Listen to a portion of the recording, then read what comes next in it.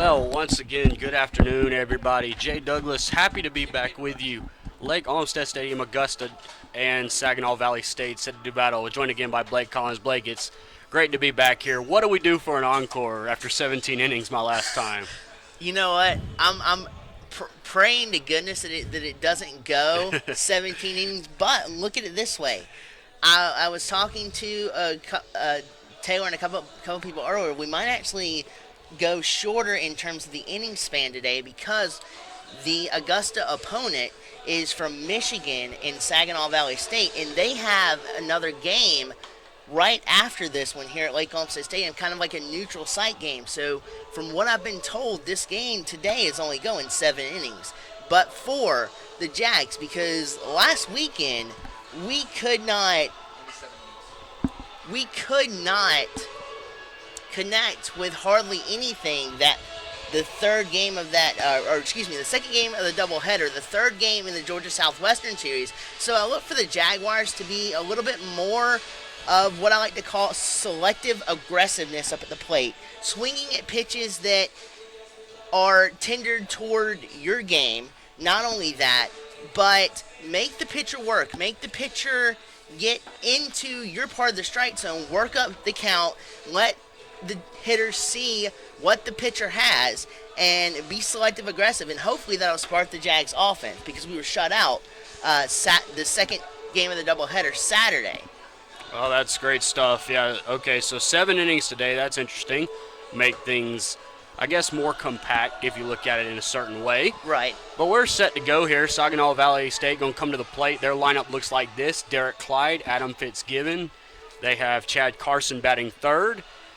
Then it is Cullen Winters at first. Then their right fielder Turner and their left fielder Wilson. DH Colton Brooks, catcher Connor Sonier, and shortstop Jordan Swiss. And for Noah Fairburn, who's on the mound for the Jaguars, just continue to paint the corners. The last time he was out, he struggled with trying to nail the corners. Could not, was just a little bit too far outside. So just continue to work on that masterpiece, painting the corners, but also be aware of the hitter's tendencies because you can adjust your game to the hitter as the at-bats goes on. First pitch was a ball low. Second pitch is inside for a ball. Fairburn, by the way, no record. 9.0 the ERA, 5 innings, 10 hits, 5 runs. All of them are earned, 2 walks, and 3 strikeouts. And he's behind in the count 2-0. To the leadoff hitter, Derek Clyde, and that pitch is in there for a strike. So far he's worked outside. He's ventured inside on the second ball. Then he exploits the outside corner again. So look for him to either exploit the inside or go up in the zone. Good pitch on the corner there. Count is now even 2-2. Clyde comes in hitting .345 with 2 home runs and 5 RBIs. He's also got 1 double and 10 runs scored. 2-2 pitch. High for ball 3. Full count now.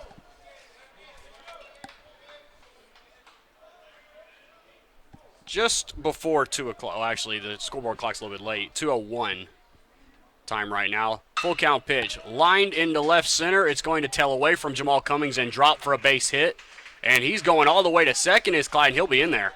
That speed that Clyde possesses will come in to hurt the Jaguars on that possession.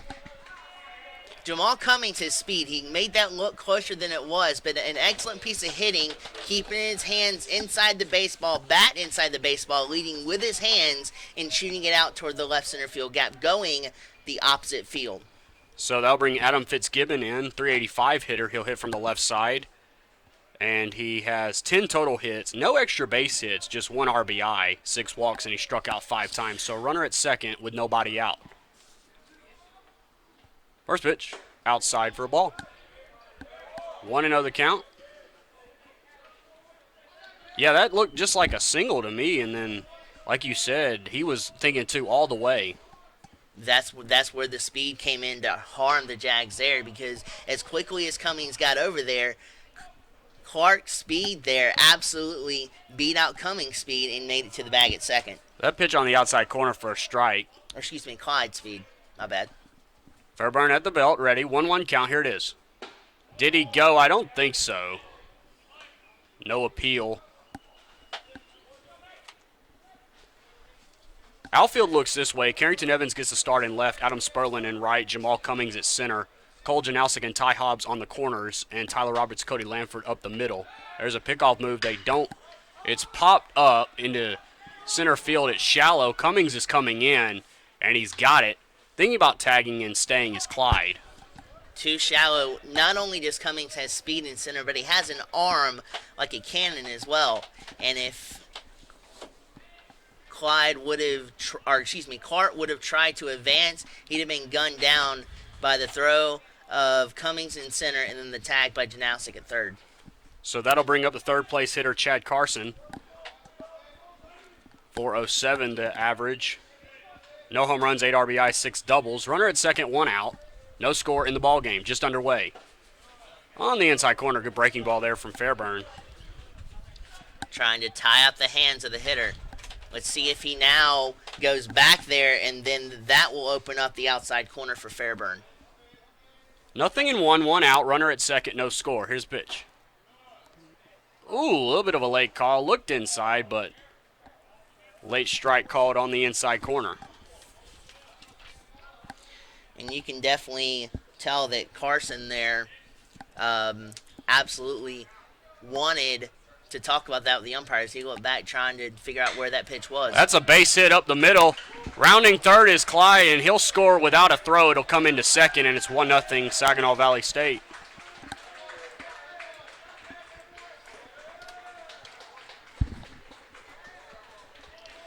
Fundamentals there again, strike the Jaguars. You're always taught to play to contact, hit the contact, and if you can get enough aluminum on it or wood in the majors to jack it out, do so, but always play to contact, and that's what hindered the Jaguars right there with a shot right back up the center gut there for Saginaw Valley's first run.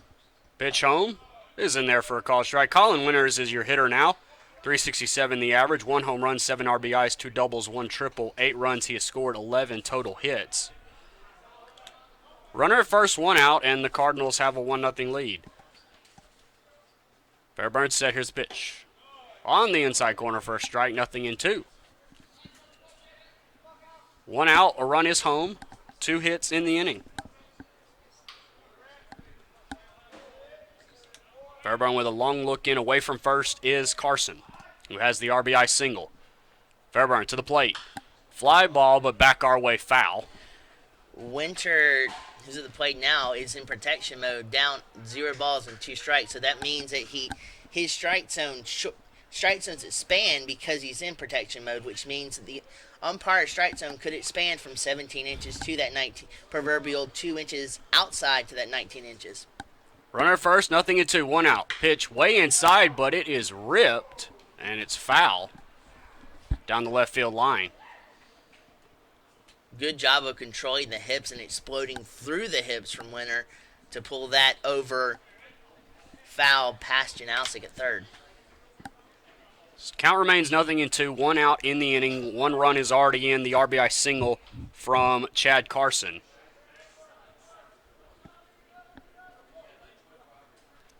Fairburn at the stretch, ready, got his sign, here it comes. Waiting. Pitch home. Ooh, looked pretty good there. Might have missed a bit outside. 1-2 now. Wanted to try to tail back that fastball, but just could not backdoor him enough. Adam Turner waits on deck, who's 304 on the year. There's a pitch flown into left field. Evans going back to the wall. He'll have room. And he made the catch. Back to first is Carson. Winters with a long fly out. But 2 outs are in the inning, and Adam Turner will step to the plate. Good job by Evans there to absolutely keep track of that ball. Looked like he got a little bit turned around out there and left, but was able to keep his concentration available to him and was able to snag in that out for the Jags. Fairburn ready. 2 outs in the inning. Pitch home. It's right down the middle for a strike. Turner has 3 doubles, a home run, 6 RBIs, 7 total hits, and again, 304 is his average. So the RBI for Carson is his 9th on the season. Nothing in 1 to Turner. 2 outs and a run home. Wind may play a factor, though. That's a fair ball. No, now it's called foul. Ooh. That was going to be trouble for Augusta there. But home plate umpire called it right away a foul ball. Evans would have tried to cut that off, and he was in firm position in left field, but that could have possibly been a triple for Saginaw Valley. And as you alluded to, that could have been disaster for the Jaguars. So Fairburn's ahead and in a strike away from getting out of this inning with just the 1 run, but they have barreled some balls up against him here in the first inning. Pitch home. It's low, blocked up by Alford. Yeah, Fairburner's done a decent job at location pitching this game for the Jaguars, but his stuff is not really that deceptive today. And also, too, Saginaw Valley State is noticing the rotation and the speed early on as he releases the ball, which is allowing them to make solid contact with the baseball. 1-2 pitch. Outside ball 2. 2-2 now with a runner at first, 2 outs in the inning. The Cardinals lead by 1. A leadoff double by Clyde, and then a RBI single from Carson. 2-2. Runner at first, 2 outs. Fairburn ready. Here's the pitch. Fly ball into right field, tailing towards the line, but it'll get foul and into the bullpen. Giving chase over there was Adam Sperlin, but it landed down in the Saginaw Valley State bullpen.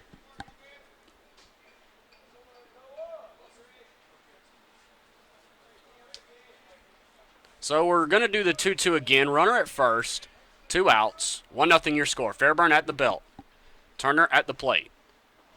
Here's the pitch. There goes the runner. Fly ball into right center. It's going to get down. Cummings will cut it off, but heading to third is Carson and a single for Turner. That was great scouting there by Saginaw Valley State. Not only that, but great execution on the hit and run because the Jags were not expecting that hit and run play with it being a 2-all count. Great execution there, and now the Jags are in trouble with a runner 90 feet away from home plate. And they will have a conference on the mound. Your hitter is Craig Wilson, and that hit for Turner is his 8th on the year. Yeah, Craig Wilson, .310 hitter, no home runs, 1 RBI, 2 doubles, 9 total hits, 4 runs he has scored. He hasn't walked this year. He struck out 3 times. .333 his on-base percentage and .379 his slugging percentage, so big spot for him. 2 outs in the inning, though. Augusta has a chance to get out of it. First and third, 2 outs, and Saginaw Valley already leads at 1-0. Fairburn, pitch home. Low, blocked up by Alford, no advance. 1-0 with 2 outs. Fairburn going to try and bear down here and keep it at 1-0. He's ready. Still looking. And here's pitch. Ground ball to short. They'll go the second way for the force out. Shortstop Tyler Roberts to second baseman Cody Lanford, and that ends the inning. So 6-4 fielder's choice ends the inning, but not before a run comes home, a run on 3 hits, and they leave 2 left as Saginaw Valley State. We're through a half inning. Augusta coming to bat, trailing by 1.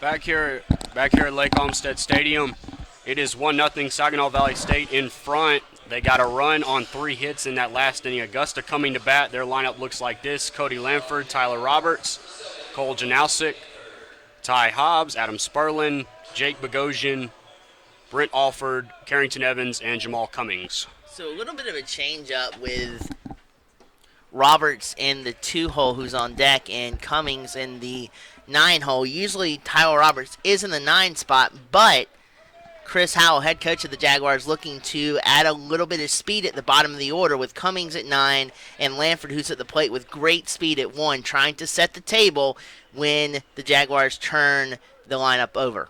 Lamford, the count is 1-1. Pitch home. Swing, and he just got a piece of it. The starting pitcher, by the way, is Jason Clark for Saginaw Valley State, and unfortunately we don't have any numbers on him. But Lamford is a .321 hitter with no home runs, 8 RBIs, 18 total hits, 15 runs scored. And he faces a 1-2 count, nobody on. And he takes one low, gets away from the catcher Connor Sonyer doing the catching today. Craig Wilson in left, Adam Turner in right, Adam Fitzgibbon in center, Chad Carson and Colin Wintards on the corners, Jordan Swiss and Derek Clyde up the middle for the Saginaw Valley State defense. 2-2 to Lamford. It's a bit low for ball 3, full count. It's a little. Also, with the defenses where they are and with the Jaguars at the bat, and also for Saginaw Valley State, it's a little bit easier on the eyes with clouds in the sky here at Lake Olmsted Stadium. This is a ground ball to third. Carson has it. Throw on to first, and they got him. Very good transition from the glove to the arm, and he fires over to first to execute that out on a speedy Lamford. So that'll bring up Tyler Roberts, .327 average, no home runs, 9 RBIs, 3 doubles, 4 runs scored, 17 total hits. Starting shortstop for the Jags today. Jags trail 1-0, 1 out here in the bottom of the first. Only a 7-inning game today if you're just joining us. Pitch home from Clark is low. 1-0 the count. And let's see. Roberts has walked 2 times and struck out once. And he waits on a 1-0 pitch. 1 out in the inning. Here it is. Ground ball up the middle. Going to be a tough play. Second baseman Clyde over to get it. Throw on to first. Bounces there, and he's safe. That was going to be a tough play all around. First of all, with the wherewithal of Roberts to get his bat on top of that high fastball. I don't know how the heck he did that. But then the bouncer, which was slow developing at its second base. Second baseman for Saginaw did all he could, but just developed really slow. Jump throw, took a little bit off the speed, and Tyler Roberts was able to beat it out at first. So they'll bring up Cole Janowsic. That is a hit, by the way. Infield single for Roberts. Janowsic at the plate. Pick-off move. It gets away. And Roberts is going to go to second. Is he going to have time to go to third? It looks like he is. The ball is way down in the right field, down the right field line, and all the way to third is Roberts on an E1. If you're a Jaguars fan, you've seen that before. This time it works in favor of the Jaguars as Clark, the pitcher, just went about that pickoff play too fast, trying to counteract the speed of Roberts getting back to first base, and did not make an accurate throw. So runner at third without Janowsic having to do anything. 1 out. Here's the first pitch to him. Ground ball through the left side, and we have a tie game. So the error by the pitcher comes back to burn Saginaw Valley State. And great job by Cole Janowsic realizing what just happened, and that took a little bit of pressure off of him. So what he did is he just battered that ball back to where the pitcher left it on the outside corner and shot it back up the third base gap there between short and third, and the Jags tie this game up. So Ty Hobbs will be the batter. Janowsic at first, an RBI single for him. Pitches low to Hobbs. Janowsic, by the way, that's his 6th RBI. Hobbs is a .250 hitter, 1 home run, 12 RBIs, 2 doubles, 10 total hits, and 8 runs scored. Tie ball game, runner at first. Here's pitch. A little bit low, and call a balk. They've called something.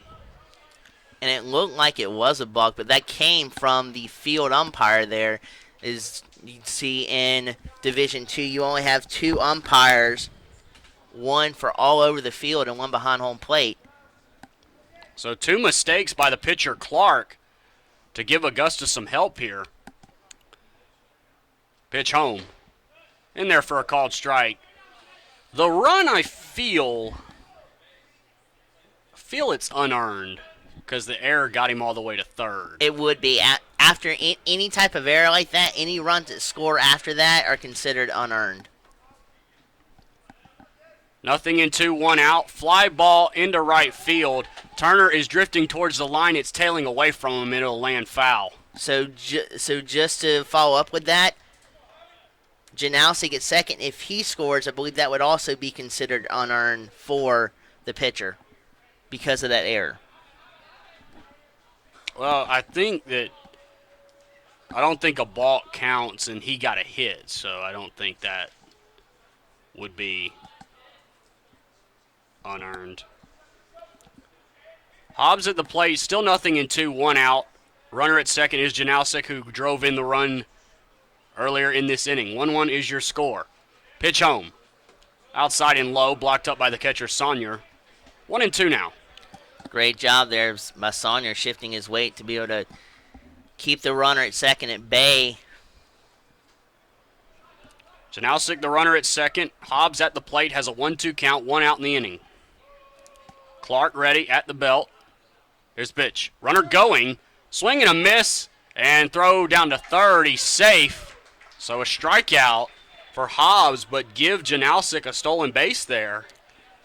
And it'll bring up the right fielder, Adam Sperlin, batting only 167, 5 for 30, 3 runs scored, 2 doubles, no home runs, 2 RBIs. He has a golden RBI chance here. That was all Janowski there, though, realizing the count, realizing what Clark was going to pitch to strike out Hobbs there, and timing that up beautifully and taking off and sliding under the tag. Ball 1 outside. 1-0 the count, 2 outs, 1-1 your score. Janowski 90 feet away, the go-ahead run here early in the game. Again, only 7 innings today. Saginaw Valley from Michigan, they have a game after this one. Low, 2-0 now. Runs become more at a premium when it's a shortened game. Exactly, and the pressure is tightened as well. Well, then I pose the question, what if we're tied after 7? Does it go as a draw?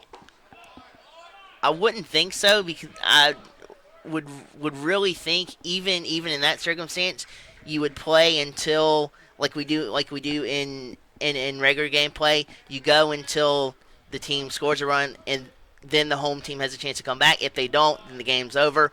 But I don't believe this kind of has like the spring training feel that you would see in Major League Baseball, where a tie would end the ballgame in spring training. With it being regular season for us here, I think it's going to go by the regular season rules. 2-2 the count, 2 outs, runner at third. Here's pitch. Inside, fouled off the hands. Boy, I tell you what, if Sperlin does not swing, I think that hits him. Definitely. Absolutely right in terms of being able to torque his body enough to the bat inside the baseball and try to foul that off, because that was going, as you point out, right towards Sperlin's body. 2-2. High for ball 3, full count. So Sperlin Fairburn had a problem in the top of the first. Clark's having problems here in the bottom of the first. Sperlin at the plate with a full count, 2 outs. Janowski at third. 1-1 the score. Clark ready. Here's the pitch home. Fly ball into left field right. Oh, it's over the left fielder's head. Craig Wilson. Run is in. Sperlin's going to go to second, and he'll be in there. Seems like Wilson kind of misplayed that ball. It's hit right on a line. He was played well, just broke in, and then it was over his head. The hardest balls to read in baseball, if you're an outfielder or an infielder, is a high line drive like that, because you think you're going in thinking that you'll be able to play it in, and that's what happened to Clark there. He misread it at first, took a few steps in, then had to jet back and couldn't get back in time to corral that baseball. So Jake Bogosian will be your hitter. He is only a 167 here, just 1 for 6. No home runs, 1 RBI. Runner at second. give a RBI to Sperlin. Ball is low and outside. Saunier blocks it up. Both teams now with 3 hits on the day. That run will be earned, so 2 runs, only one of them earned for Clark. 2-1 Augusta in front. We play in the bottom of the first. Bogosian at the plate. Runner at second is Sperlin, way outside for ball 2. They have Brent Alford, the catcher, on deck, who is a righty, so maybe trying to get the righty-righty matchup. See if Clark throws a strike here. Bogosian, I think, has to be taking. No, he swings away and fouls it off to the left side. Just good job of realizing what the previous 2 pitches were away from him and noticing that they would try to expose him inside, bringing his hands in, and at least getting a piece of that was a great piece of hitting there by Bogosian. Runner at second, 2-1 the count, 2 outs in the bottom of the first. Clark home and low for ball 3. 3-1 now with 2 outs. Again, Alford on deck, who's hitting just 115. So you got a 167 hitter who doubled, a 167 hitter at the plate, and a 115 hitter on deck. Usually doesn't bode well for a lineup, but the Jags are proving everybody that the average doesn't really matter. It's just plate appearances and what you can do in that plate appearance. So they walk Bogosian, Brent Alford to the plate. No home runs, 3 RBIs, 3 for 26. One of those hits is a double. 2 runs scored. Bogosian, by the way, draws just his first walk of the season. So 2 on with 2 outs and a 2-1 Augusta lead.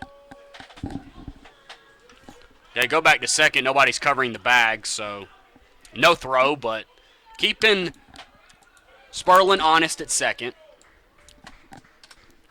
So there are 3 hits in the inning and 2 runs are in.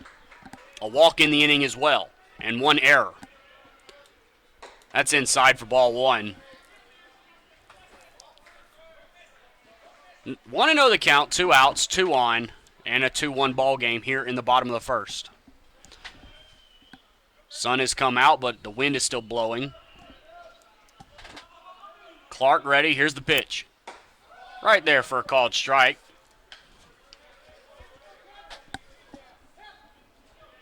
1-1 the count. 2 outs. Clark looks in for his sign. Saunier gives it to him. Ready at the stretch. Here's pitch home. Outside, blocked up by Saunier. Outside and low. 2-1 now. Both teams sporting their different shades of blue today. Augusta going with white pants, while Saginaw Valley is going with gray. Clark at the belt. Here's the pitch home. Fly ball into right field, but out of play, foul. 2-2, 2 outs, 2 on. 2's everywhere. And 2-1 the score. RBI chance for Alford here with 2 outs. Clark at the stretch. Pitch home. It's low for ball 3, and runners will get a head start now. Good eye there from the Jaguars. Letting the pitcher work, building the full count now. The pressure is on the pitcher here to deliver a good pitch so that you can either strike out the hitter or get an out here.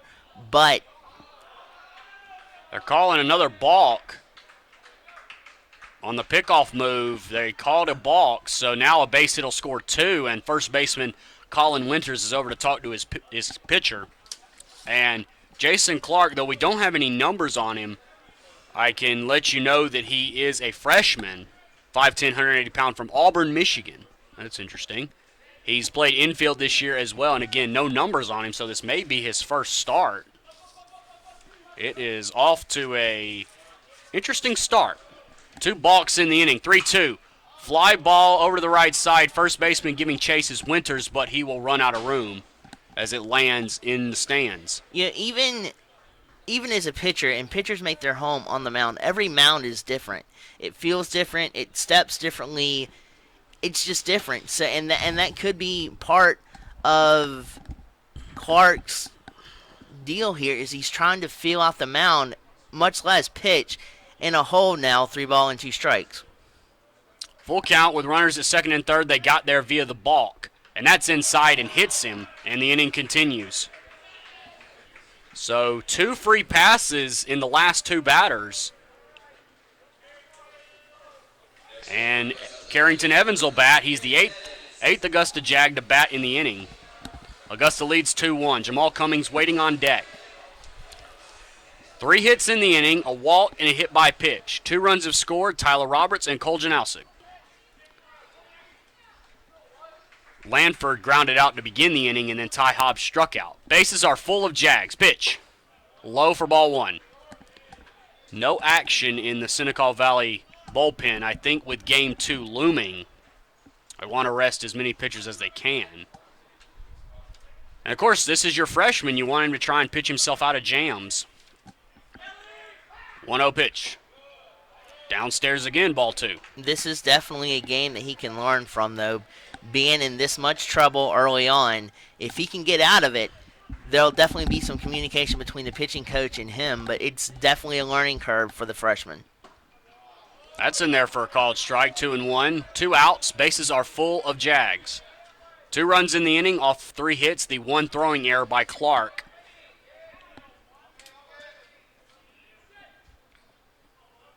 Runners take their leads. Pitch to Evans. Ground ball up the middle.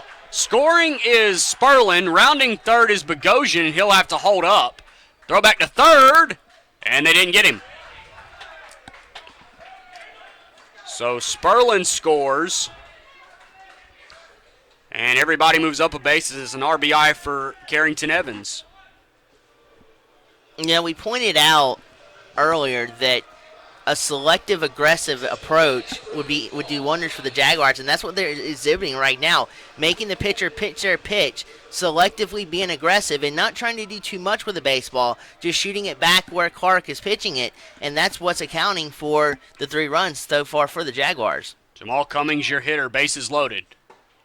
On the corner for a strike, outside corner that is. Jamal Cummings, 260 average, 1 home run, 6 RBIs, 2 doubles, 11 runs scored.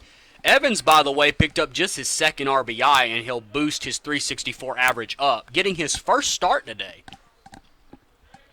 Pitch to Cummings. Into left field. It is down for a base hit. Scoring is Bogosian. Rounding third and coming to the plate is Alford. A 2-run double for Evans.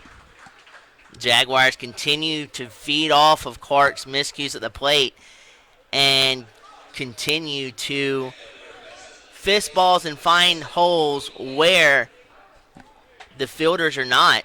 And the Jaguars continue to pile on here in the first. 2 RBI double for Cummings, and we're back to the top of the order. Lanford, who grounded out to begin the game.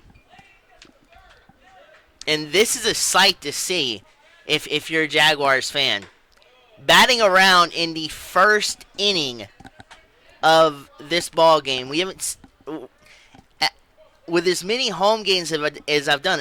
I've done a lot of them in 3 years, but for this year, this is the first home game where I've seen this happen, where the Jags have batted around in the order in the first inning. 2-0 now to Lanford. Clark has had his troubles here. Lanford grounded out to Chad Carson to begin the game, and out is the catcher Connor Sonyer.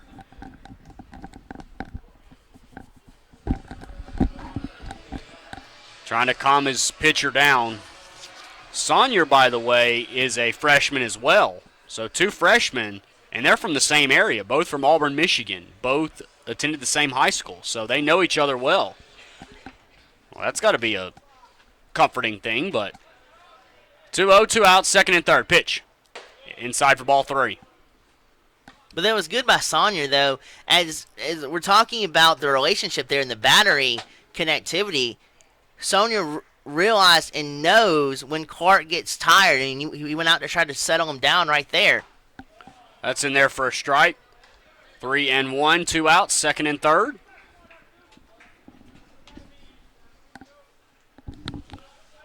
2 outs. Second and third, 3-1 to Lanford. Pitch home.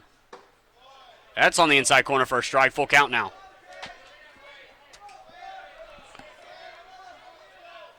5-1 Augusta leads. 2-run double by Jamal Cummings, scoring Bogosian and Alford. 3-2 pitch on the way. Just missed, and they're full again. That is the second walk in the inning and the third free pass. And I'll bring up Tyler Roberts, who singled and scored earlier this inning.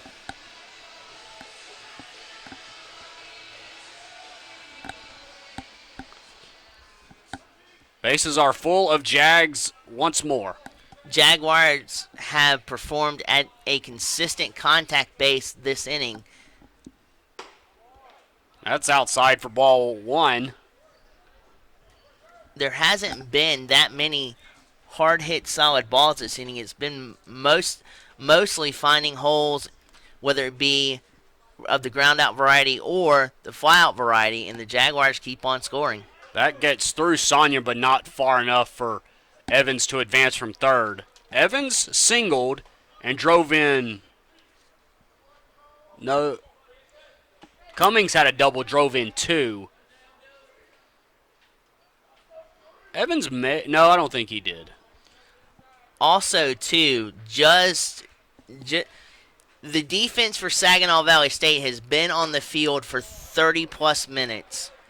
That's a strike, 2-1. Excuse me, 15-plus minutes, and that's a really long time to be on a field if you're the defense for Saginaw Valley State. That is into right field, and it's going to land foul. I feel like Evans did have an RBI. Yeah, he did. Yeah. So I discredited him the RBI, but I give it to him now, going back through. So 2-2 the count, 2 outs. Bases are full of Jags. Clark at the belt with Roberts at the plate. Pitch home. He didn't go, and it's low. Runners get a head start here on a full count. Not only that, but Clark's pitch count has got to be up there. I think he's got to be around 40. Full count. Clark trying to get out of it. He's surrendered 5 runs. 4 of them are earned. Clark ready. Here's the 3-2 pitch. Ground ball to second. Going to go to first to get the final out is Derek Clyde, but not before 5 runs come across for Augusta. They bat around. We are through 1, and it's 5-0 Jags. We are back in a moment with the second inning.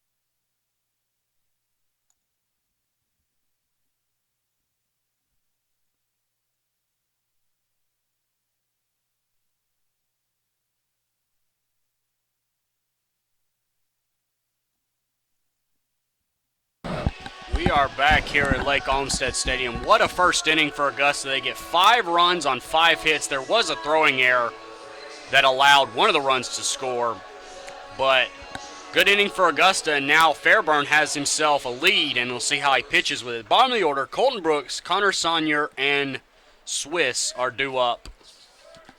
That is Jordan Swiss.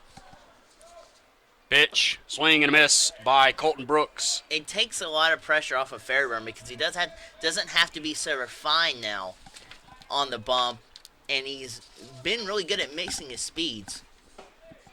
He has a swing and a miss there. Brooks is hitting .333. No home runs, no RBIs. 1 triple, though. 3 total hits, 3 runs scored. He's walked once and struck out 5 times. Nothing in 2 to him here. Takes one outside. A little bit of a waste pitch there from Fairburn.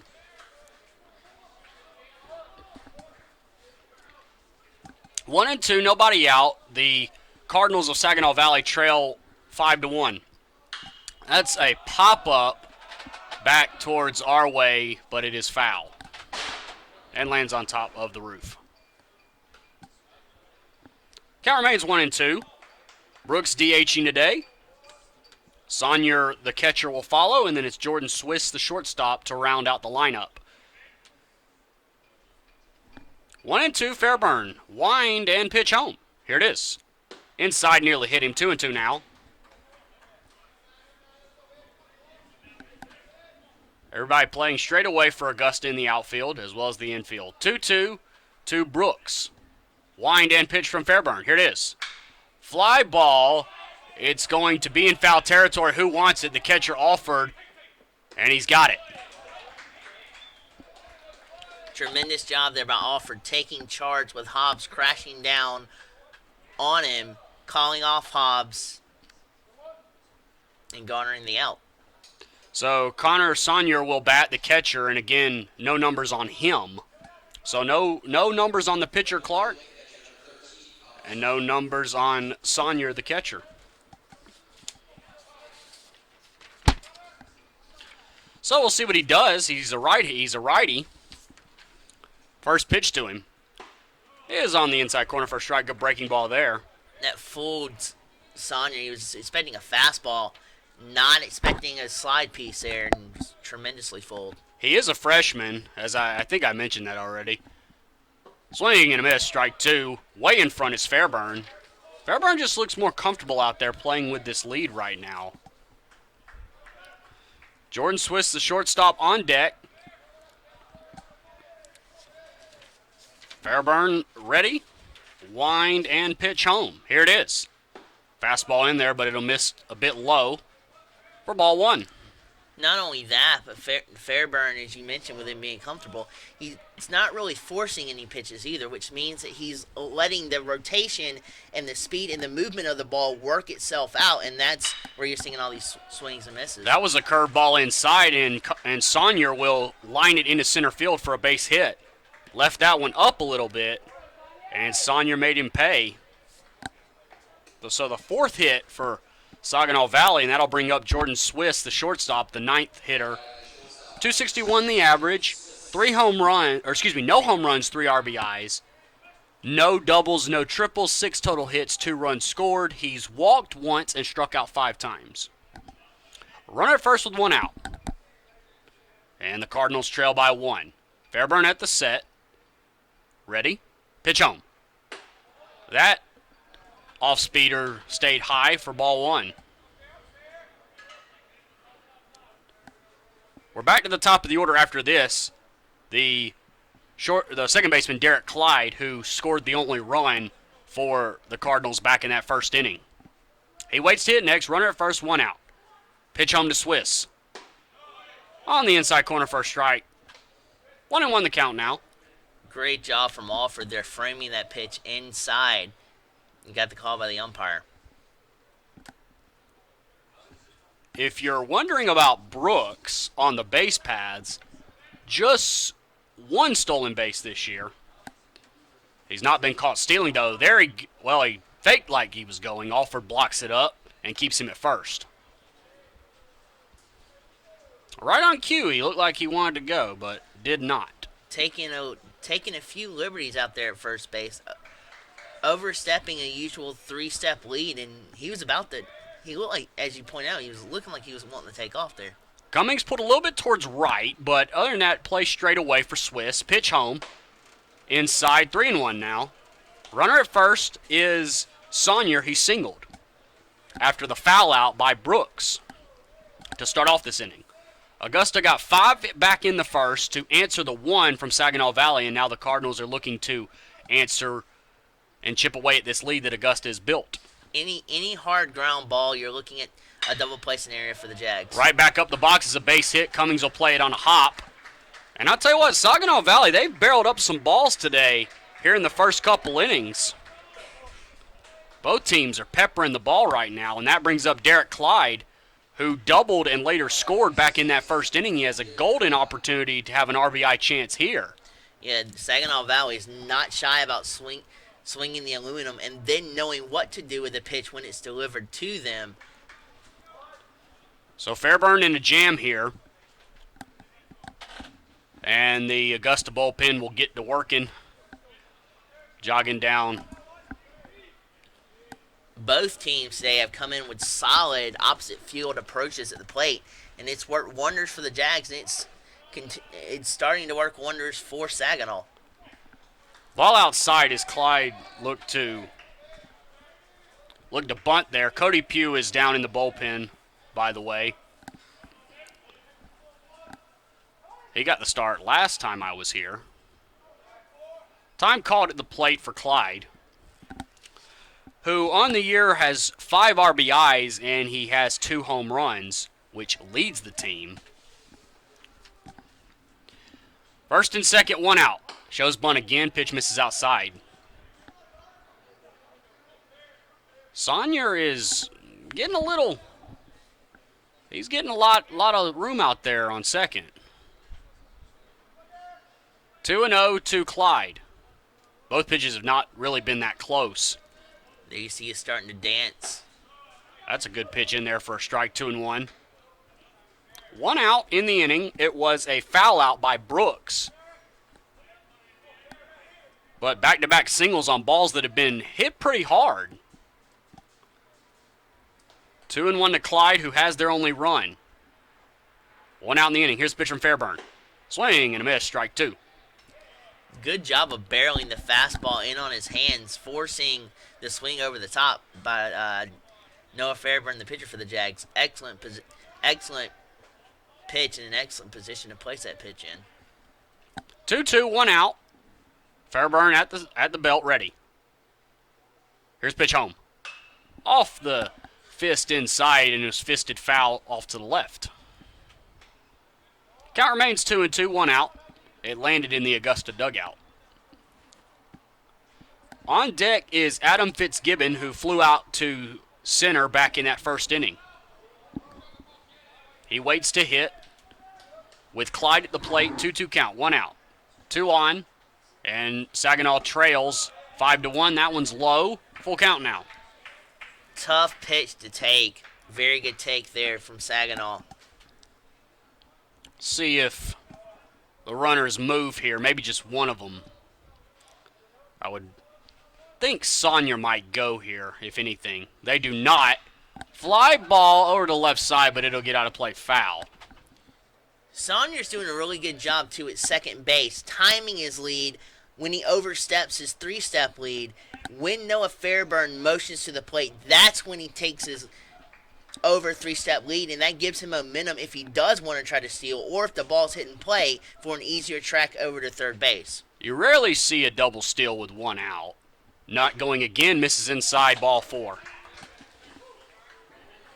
And the bases are full of Saginaw.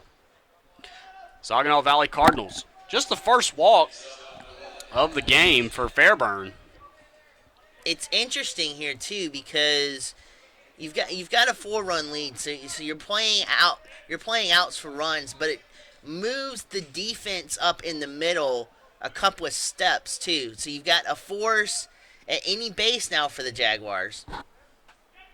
Fitzgibbon, the batter, he flew out back in the first. Base is full. Takes one inside for a ball. 2 singles and a walk is what's on base right now. Sonyer at third, Swiss at second, and Clyde at first. Carson waits to hit next, who has the RBI for Saginaw Valley. On the corner for a strike, outside corner that is, 1-1 the count now. Your breaking ball. In the first inning, Noah Fairburn got out of a jam, only allowing 1 run, and he looks to get out of this predicament with no runs allowed. Pitch home. Fly ball into right field. Over is Sperlin, and he made the catch. tagging in, or did he drop it? They ruled that he dropped it. That is a tough break. I thought he had it. But Saunier would have scored anyways. But it's a very unfortunate incident for Sperlin not to come up with that ball. It's hard to keep control of the ball, whether it be in the glove or on any part of the body, especially when you're sliding like that. You've got so many moving parts there that unfortunately Sperlin was not able to keep control of the baseball. So they have ruled it a hit, and I think that's fair. It was going to be a tough play either way. And Saunier was going to score regardless. It was either going to be a sac fly RBI or the result of the play there. So Fitzgibbon gets an RBI and 3 hits in the inning for the Cardinals. And the batter is Carson. The batter is Chad Carson, their leading average guy coming into today. He already has a single and an RBI back in the first. Fly ball. It is into foul territory. Calling off Janowski is Roberts, and he's got it. It was made over there in foul territory, so 2 outs now. Boy, Roberts covering a lot of ground. Definitely, and not a good at bat there from Carson. You want to take some pitches and let your pitch come to you. Instead, he tries to be too aggressive on that pitch. Didn't realize the speed and the rotation of the ball. Got under it and belted it up high in the infield. Bases are still loaded for Winters. There's a first pitch swing and a miss. Colin Winters, 367 hitter. That average has probably gone down a touch. He flew out to left back in that first inning. 0-1 to Fairburn, 2 outs. Or 0-1 from Fairburn, way outside, ball 1. So Carson has 8 RBIs. He missed a golden. He has 9 now with the 1 back in the first. He missed a golden opportunity there. And yeah, when you foul out, that's something you don't really expect from your number 3 hitter. See if the cleanup man, Winters, can pick up the missed opportunity. Not only that, but the discipline in that at bat wasn't there either. 2-1, pitch missed inside, 2 outs. Saginaw Valley with a run here in the second. They trail 5-2. Fairburn home. Right back up the middle, a base hit. 1 run is in. Rounding third is Clyde, and he's going to score. Throw goes to third, and they'll get him, but I believe, they call the run off. So just the 1. So Swiss scores the run, and they throw Fitzgibbon out at third, and they wipe Clyde's run off the board. So 1 RBI for Winters. 2 runs in the inning off of 4 hits. And it's a 5-3 ball game. We move to the bottom of the second. Augusta in front. We're back after this.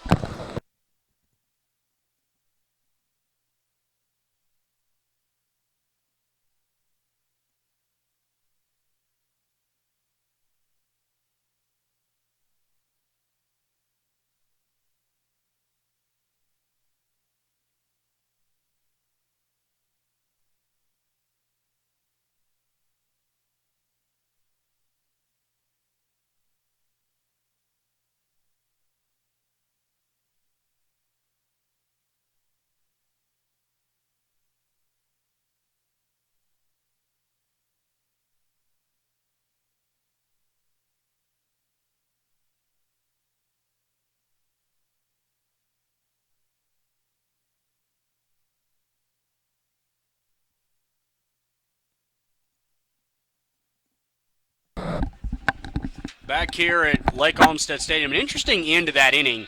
Jamal Cummings' throw went to third, and they tagged out the runner, Fitzgibbon, before Clyde's run could score. So wipe off the 4th run, and it remains 5-3. Cole Janowski, Ty Hobbs, and Adam Sperlin lead it off for the Jags here in the bottom of the second.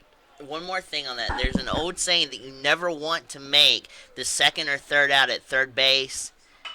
Bunt by Janowski, third base side. Carson Fields, throw, and they got him.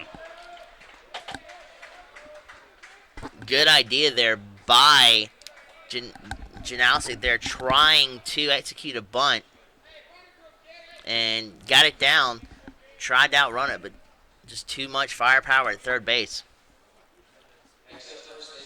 So Ty Hobbs will bat. He struck out back in the first. Janowski is now 1 for 2 with an RBI run scored and a stolen base. So Hobbs will bat, and he takes the first pitch for strike. Interesting to see how Clark rebounds. That's a ground ball. Third base side. Carson has it. Throw on to first. It's low and got away from the first baseman, Winters. No advance, though. So I believe that'll be Wonder who will get that error. The throw was low. I'll say 5.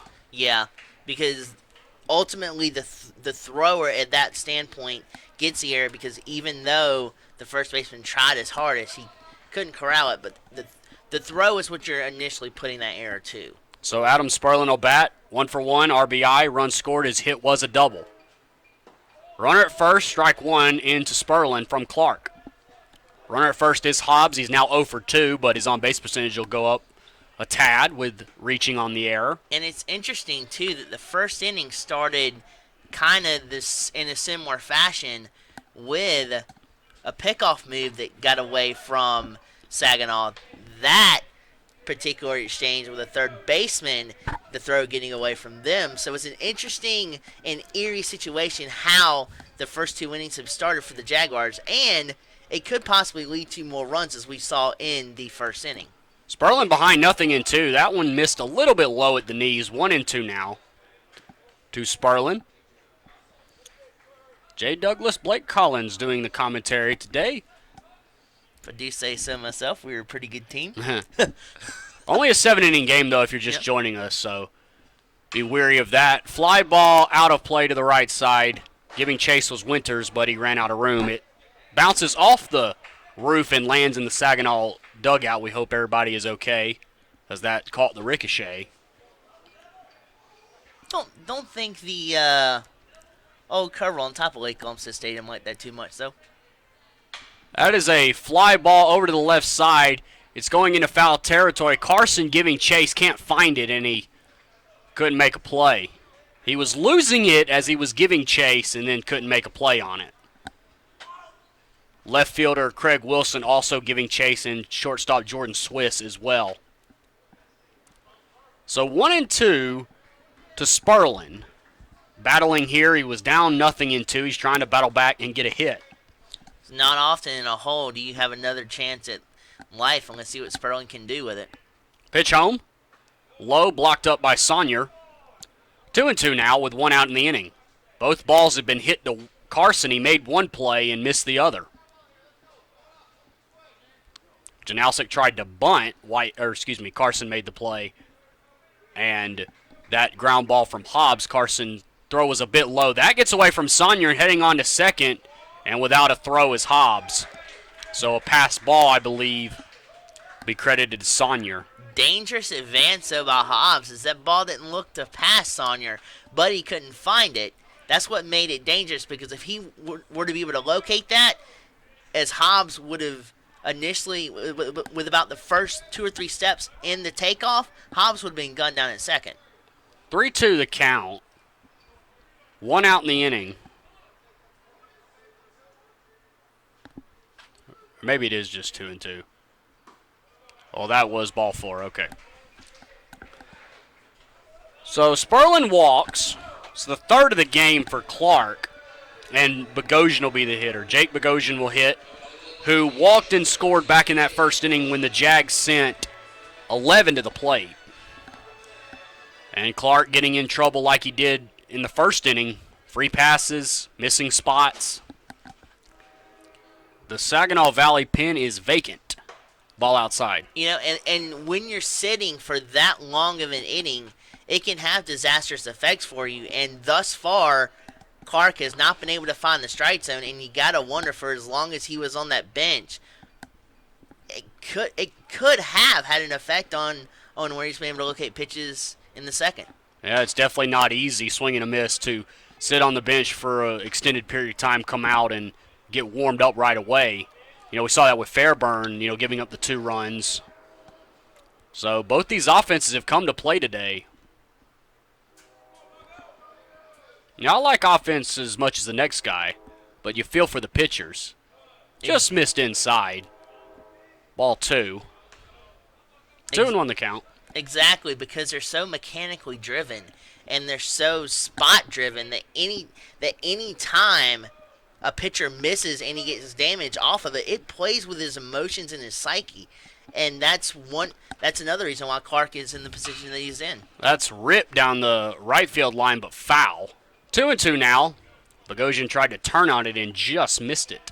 And the difference here was the 5 runs that the Jaguars scored in the in the bottom half of the first inning. Noah had a little bit of a cushion so he could play it free and easy on the mound and letting his speed and his rotation work to his advantage. Clark, not so much. This is a grounder to the right side. Second baseman has it. Clyde to first for 2 outs. That was a slow roller, and, in a way, Bogosian did his job. 4-3 on the putout, second and third with 2 outs now. And the batter will be Brent Alford, the catcher. And a pristine exhibition of what we call ABC baseball. You get a hit, get runners over for your B, and then let's see if the batter for the Jaguars at the plate in Brent Alford can capitalize on that C and get those runners home. Hit by a pitch and scored a run back in the first. Clark ready. Here's the pitch. In there for a called strike. 0-1, 2 outs. Want to give a shout out to Saginaw's number 25, Garrett Edding, who chased that foul ball down on the right side before Bogosian grounded out. 0-1 to Alford. Low and outside, blocked up by Saunier. 1-1 with 2 outs, second and third. A E5 and a walk is what's on base. Hobbs got to second on the pass ball and then went to third on the ground out. Clark ready. Here's the pitch. Little bit high, 2-1.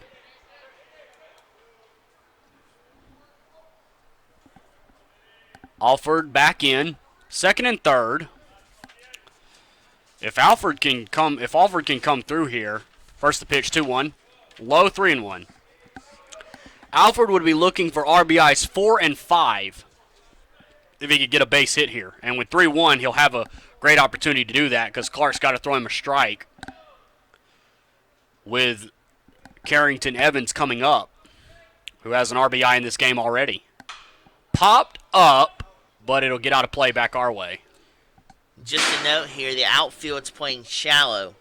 So anything hit on a line over their head spells trouble for Saginaw Valley. And not only that, there's a pretty good-sized gap in right center that Alford could exploit. Full count, 2 outs, second and third. 2 ground outs in the inning, but an error and a walk. Clark home. Swing and a miss, he got the strikeout. And he's able to battle back and not give up any runs. No runs on no hits. There was an error and a walk in the inning, and the strikeout finishes the inning. 5-3, Augusta leads. And Saginaw will bat. We'll move to the third after this.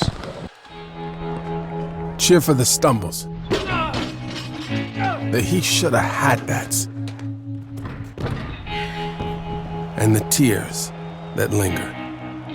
For in those moments, greatness lies.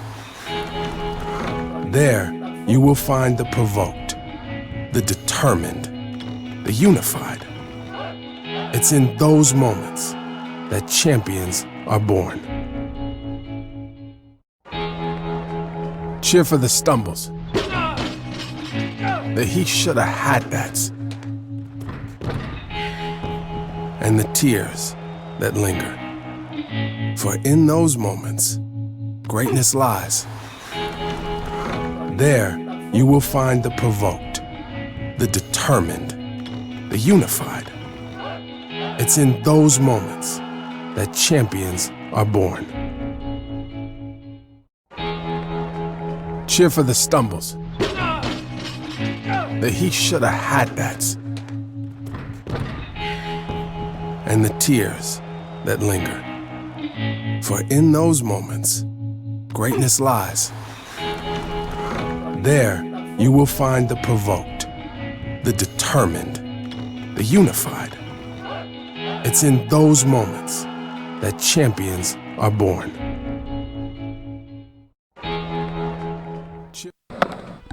Back here at Lake Olmsted Stadium, very quickly, Cody Pugh, the new pitcher for Augusta, they lead it 5-3. No record, 18.00 the ERA, 3 innings pitched, 6 hits, 8 runs, 6 of those are earned, 4 walks, 1 strikeout. And to take you through the next couple innings, here's Blake. Thank you, James. And now, standing in for Saginaw Valley is Adam Turner, who is a first crack at Cody Pugh here in the 3rd inning.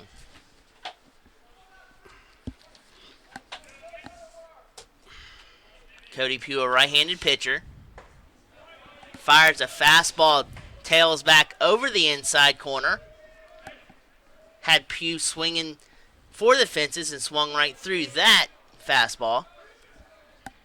Pugh a quick worker on the mound as he fires a fastball that tails outside this time to even up the count at 1-1. Comes right back at him, though. Doesn't waste much time as that fastball is right back over the pipe. 1 ball and 2 strikes. Pugh fires again. This time, fastball that sinks down into the dirt. And that causes Alford to spring out to try to corral it. And he does.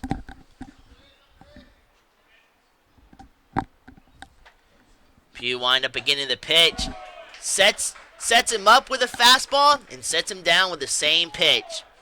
It's a beautiful, beautiful orchestration on the part of Cody Pugh on the pitchers. He strikes out Adam Turner, and now he'll have his hands full with Craig Wilson, who steps up to the box.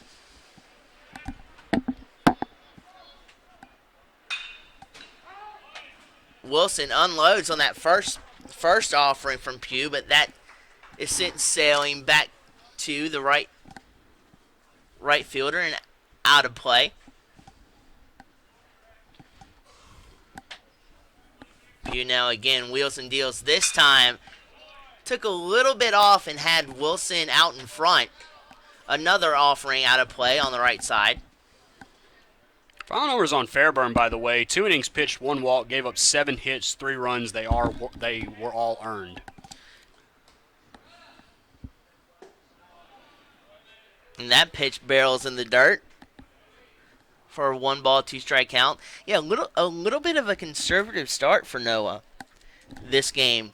And Chris Howell liked what he saw out of Noah.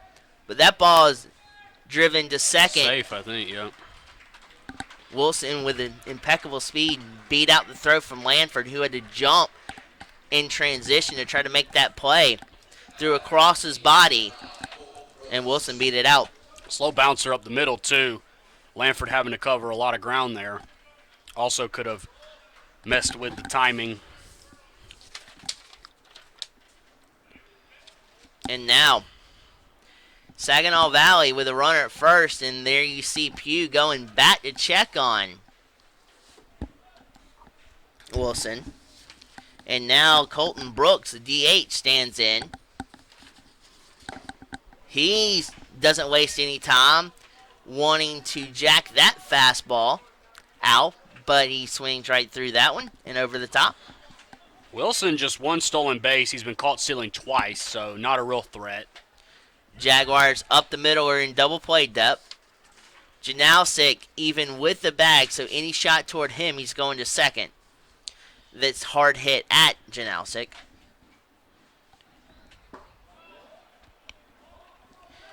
Pugh changes up there with a changeup, but it does not get an offer to it. That's a very good take there by Brooks to even up the count at 1-1. Tries to adjust back to a changeup there. First pitch, Brooks had it squared away and looked at it Now the second delivery is shame on Brooks because Pugh absolutely had him swinging through that changeup.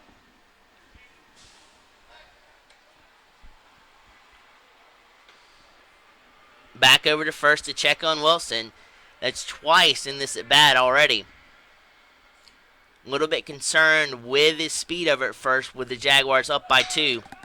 And that ball is pelted into right field. Sperlin's gravitating to it. Cummings calls him off but cannot make the grab. Lost the concentration there trying to call off Sperling and just could not squeeze the leather on the ball. Error to Cummings allows for Wilson to gravitate towards second, and Brooks stands at first. Saginaw Valley is in business here with a runner 180 feet from home plate.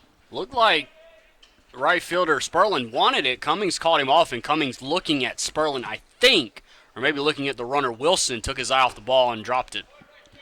Pugh's got a little bit of work to do. He starts off Saunier here with a fastball barreling into the inside corner. 0-1 is your count.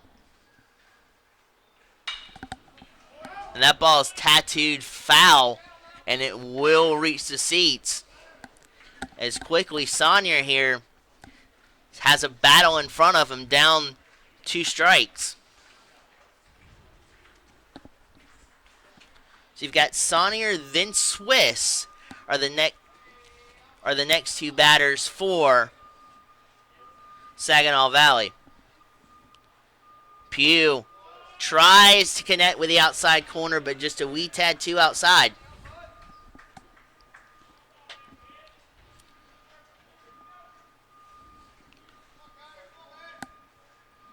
And so Pugh now is coming back set. Saunier looks at him, waits on his pitch. A little bit tardy on that fastball. Got the pitch he was looking for, but just could not adjust to the speed of it. Yeah, he gets a hold of that one. That one might be out there in the parking lot. Hit a very solid cut at it. Wind blowing out towards left.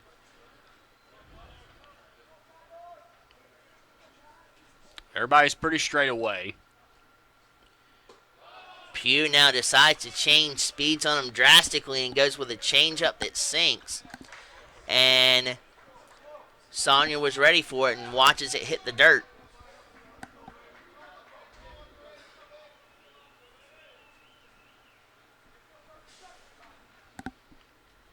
Flashes some signs from Alford. Making sure his defense is set.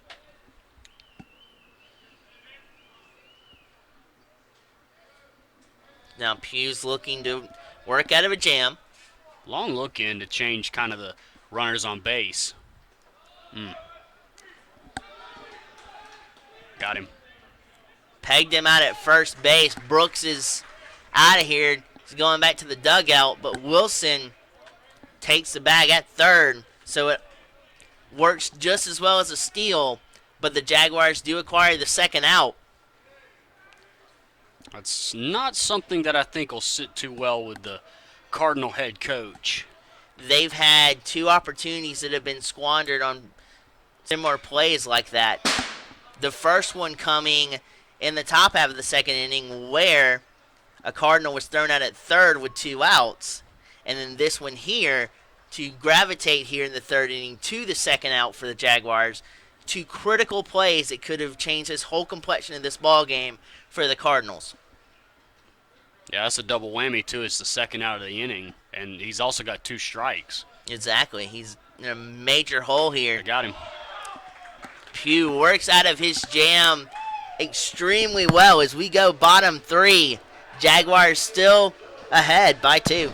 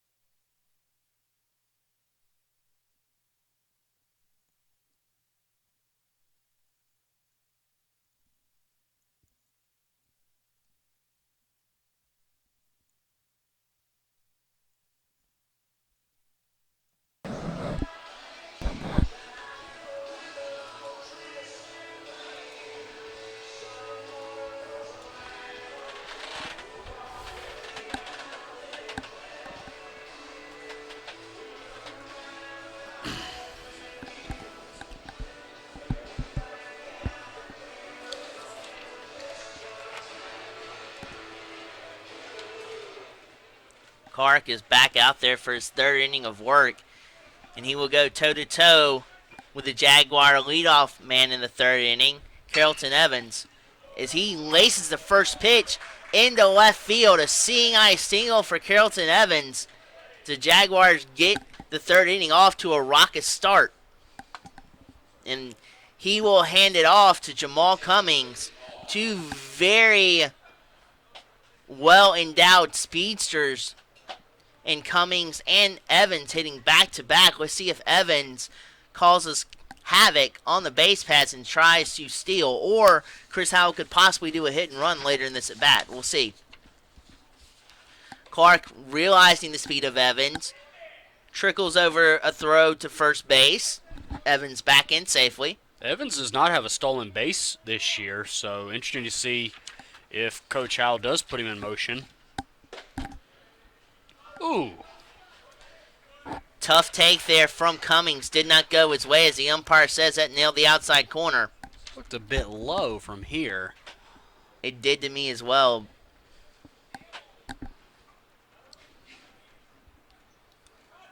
Cummings smartly tries to bunt Carrollton Evans over to second and could not square it up and fouls it back to the screen.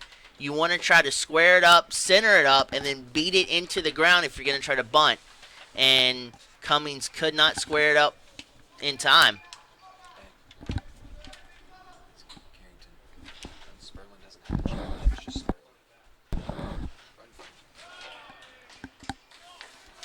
Cummings absolutely swings over the top of that one, as he is down on strikes. So that'll extend it to the top half of the order now for the Jaguars in Lanford.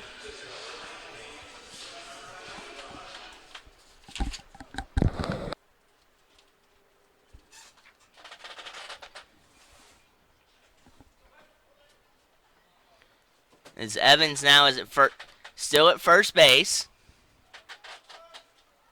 Carrington Evans looking to cause a little bit of controversy on the base pads. Clark again throws over. This time, the throw does not come in time as Carrington Evans gets back to first base safely. Pitch delivered low there to Cody Lanford. So he watches that ball hit the dirt for the first ball at the at-bat.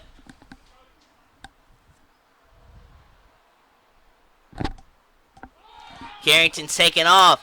Does he get there in time? Yes, he does, as that throw is a little bit short and gets to second on a bounce from Sonnier.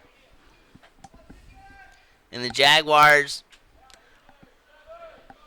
have a guy 180 feet away from home.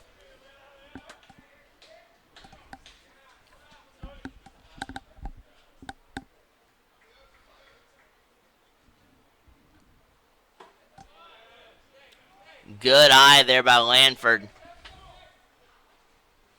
Great eye there by Lanford, taking that pitch outside. Number 35, Alex Milhisler, and number 26, Camden Dice, all head down to the Senegal Valley pen. And that ball is roped into left field, right in front of the left fielder, sending Carrington Evans home. The throw is wide, and the Jaguars tack on one more run to enhance their lead by 3.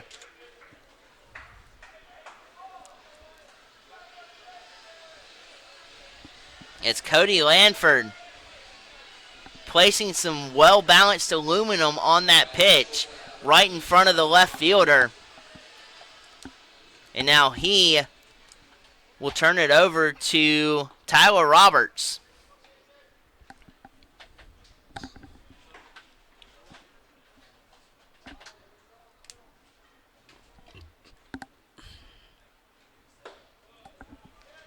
J-Rob at the disc looks at his first pitch. Tight take there if you're Tyler Roberts, but he does get the call as it is a ball.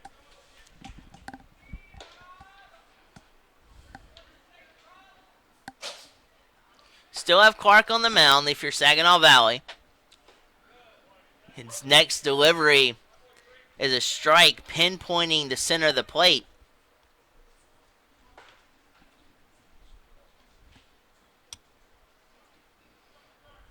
It's an Uno count, 1 ball and 1 strike, with also 1 out here in the bottom half of the third inning.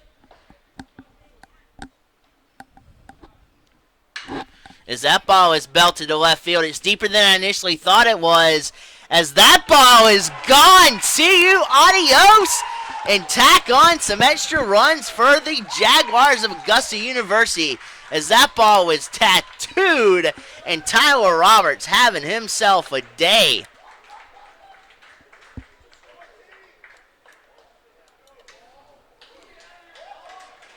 As it initially looked like he had just gotten under that pitch, but he got full aluminum on that pitch. He just towered out to left field.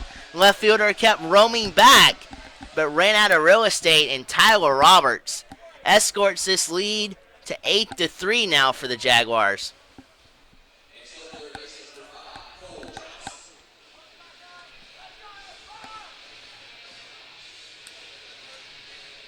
So again, Clark working his way into a jam. This time cannot work out of it.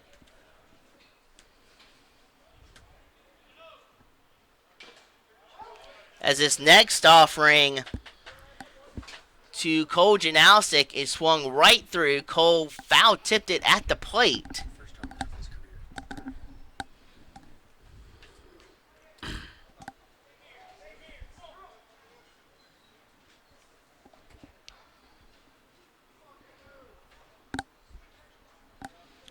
Cole waits on his second pitch, and that ball sails inside in the dirt. Back to the backstop here at Lake Olmsted Stadium.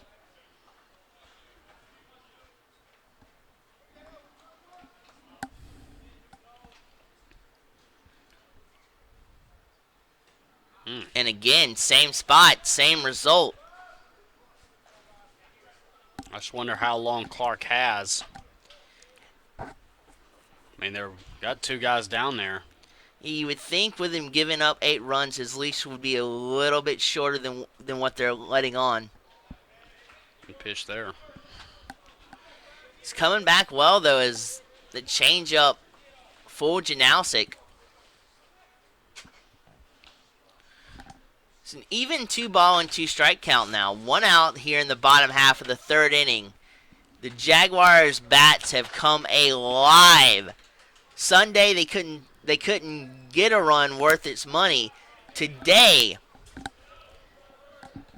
they have absolutely tattooed every baseball that they've come to, as that ball is batted back to Clark, and that he does what he does in practice, a pitcher fielding put out for Clark, but the Jaguars have unloaded for 8 runs in 3 innings. 2 outs now.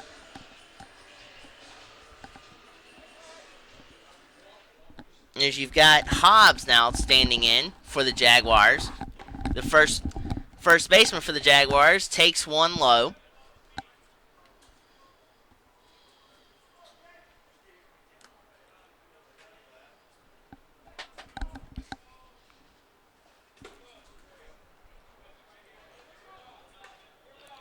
And that ball settles in the dirt. Changeup that had too much drop to it. Comes right back up in the zone with a fastball up. Hobbs had a good swing on it, was just tardy on it. And he popped it back foul.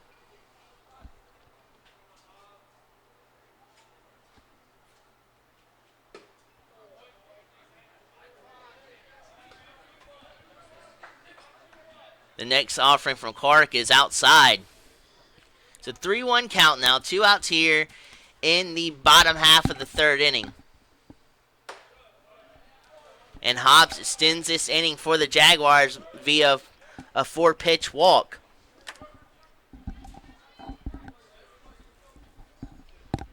or excuse me, a 4 ball walk. Now Adam Sperling gets his nod at the dish versus Clark here in the 3rd inning.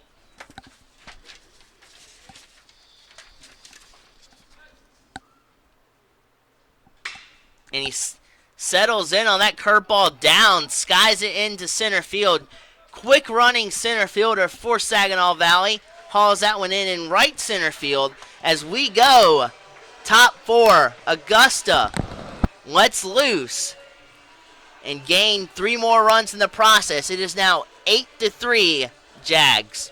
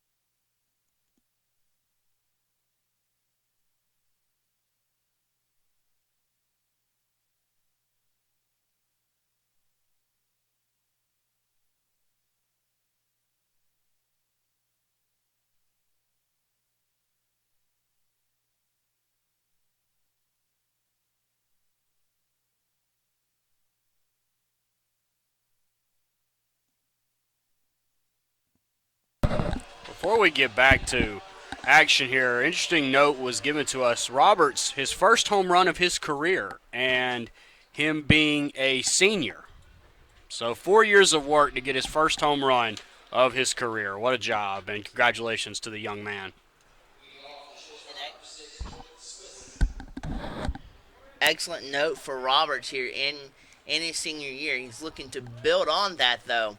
It's a phenomenal job by Roberts.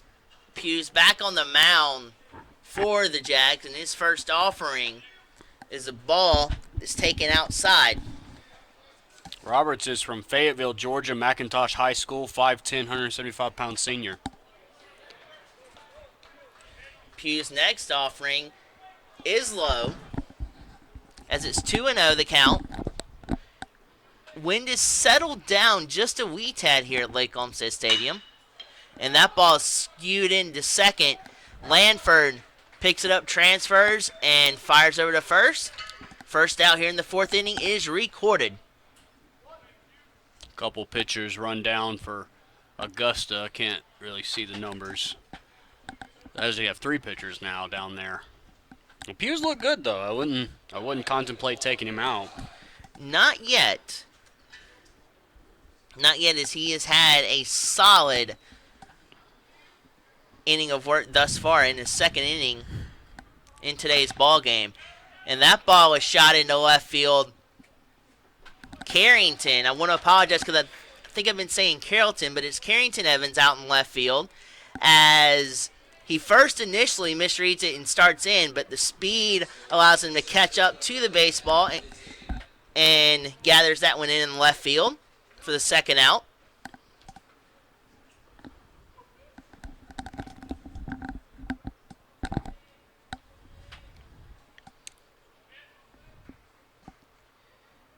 Now Pugh back, quick working right-hander, fires a fastball over the pipe. Great pitch to start off the at-bat for Pugh. A little bit late again on that fastball with Saginaw. Is now Pugh is quickly in a, well, he's ahead 2 strikes here.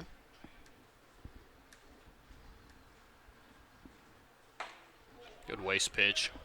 Trying to set up the inside corner with that outside pitch. Outfield fairly straight away against Fitzgibbon. And that ball is hit a little bit softer this time. Carrington Evans got some work in the 4th inning. Maneuvers over to take that one into his glove. Is the top half of the 4th inning closes the books. Still 8-3 Jaguars. And that is the first clean inning by either pitching staff.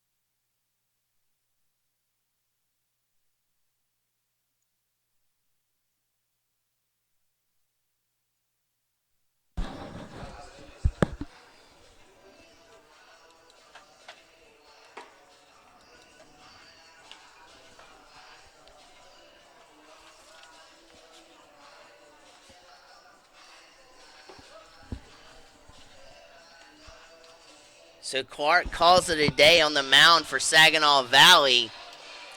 He's given up a total of 8 runs on today's ball game as he exits here in the bottom half of the 4th inning. And the new pitcher on the bump for Saginaw Valley is Alex Wilheisler.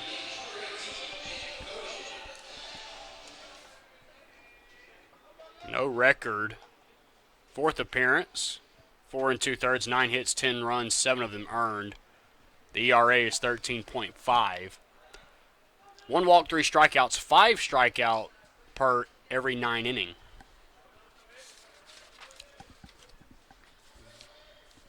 So Milheisler will stand in against Bogosian here. Big left-handed bat. Tries to check his swing, but cannot, as that fastball is a little bit up in the zone, but the umpire says Bogosian went around. I think that Saunier just pulled it down in the strike zone. I'm not sure Bogosian swung. But that pitch looked high, the first one.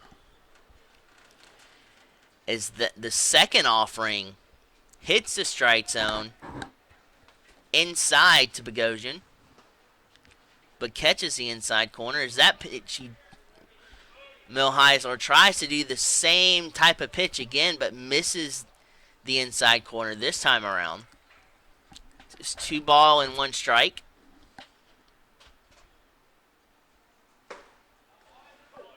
Follows that pitch up nicely with a fastball that beamed over the plate. And Bogosian's at an even count now, 2 balls and 2 strikes. Looks a little it's a little unsettling up there. He doesn't look comfortable, does Bogosian. You know, he kind of backed out of the way of a pitch that wasn't even close on the inside corner. Right. And he also might have taken the best pitch he may get in this at-bat, too, with a fastball right down the pipe. But instead, he draws a walk here to start off the bottom half of the 4th inning. I think it hit him. I don't know.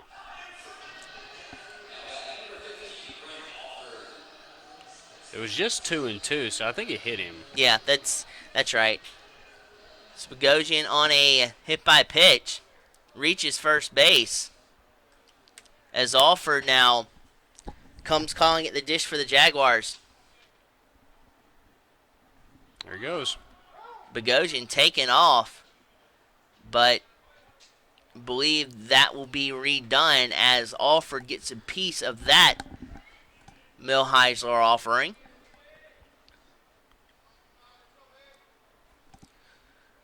Zero ball and 1 strike should count. Bogosian showing the wheels on that last pitch over at first base. Let's see if he takes off again. Alford, though, sends that one foul toward third base.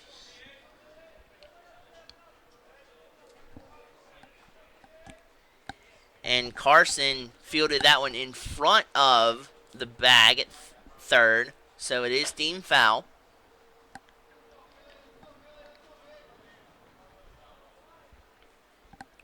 As Alford now stands back in, taking a ball outside.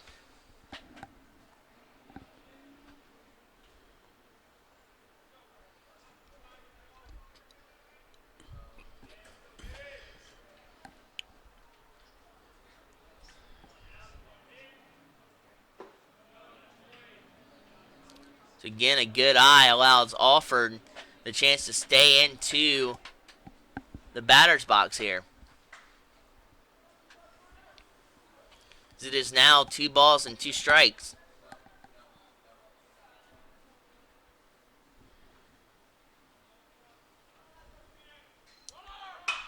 And that ball is hit a little bit off the neck of the bat, shallow, hauled in by the right fielder for Saginaw Valley. Bogosian, does not advance. Too shallow for him to even think about it. And he'd already tried to steal, so he had to stop, and then there was no chance he was going to try it after he got back to first. Exactly. Hey, quick pick off.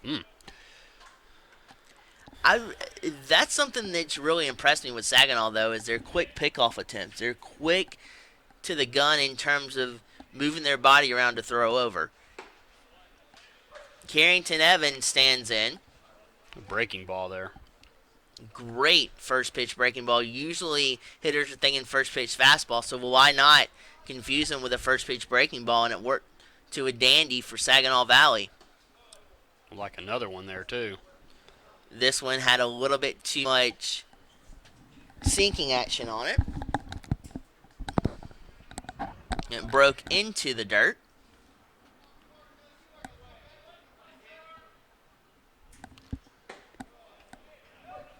That pitch was right on the outside corner there. You can't blame Carrington for taking that pitch, but he's in a hole, 1 ball and 2 strikes.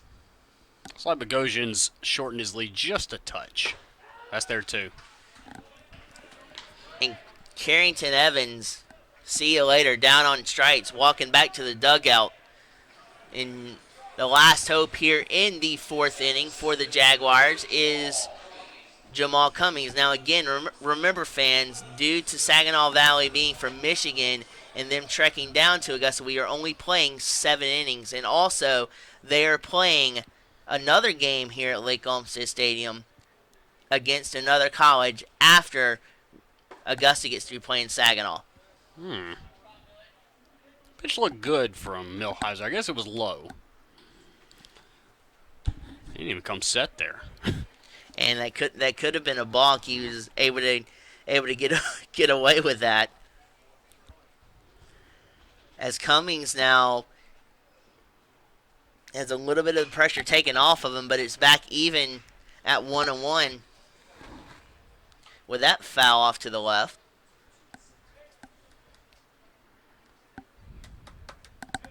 And also just love the back color of Jamal Cummings too, with that lime green color. I think Alford's had one like that as well.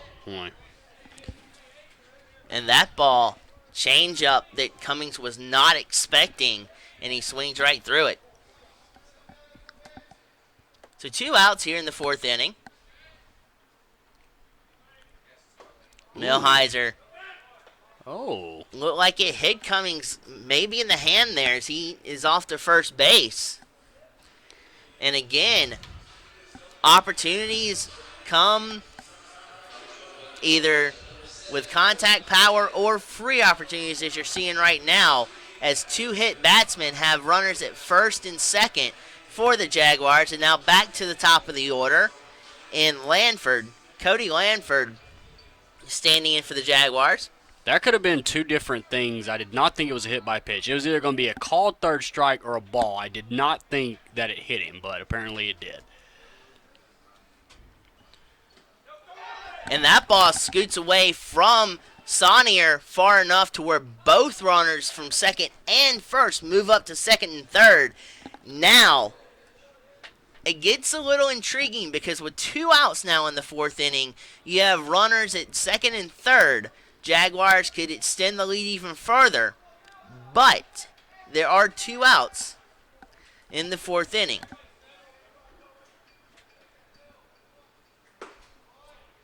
That ball catches the outside corner there. Excellent call by the umpire as Millheiser works ahead in the count, has an even count now at 1-1.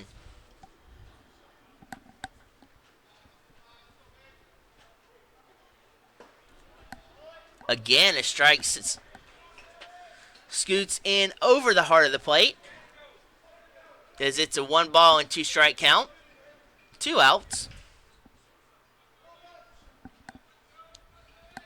Seeing the Saginaw defense play straight up.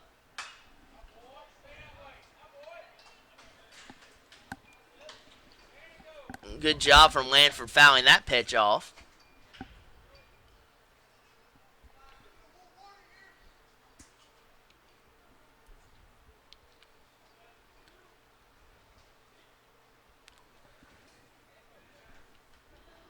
Millheisler comes set, wheels and deals. That fastball is over the top of the catcher's glove and back to the backstop, and Bogosian traverses on home to score the Jaguars' 9th run of the affair this afternoon.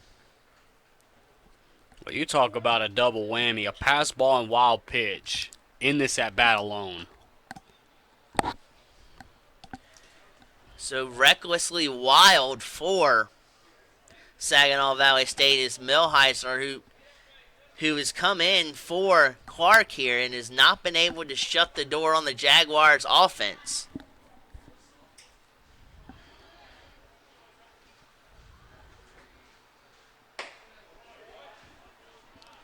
And that ball tries to peg the outside corner, but just an inch outside. So it's now 3 balls and 2 strikes with a payoff pitch ensuing.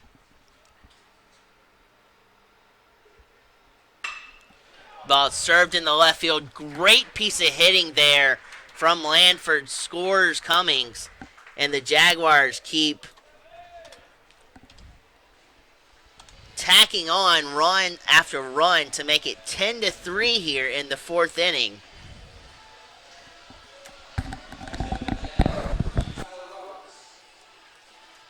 And now your number 2 hitter in the Jaguar order, Tyler Roberts, who last at bat jacked a home run over the left field fence.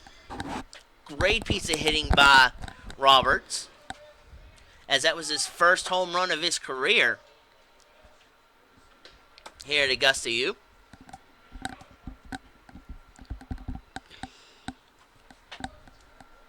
And he takes that one high.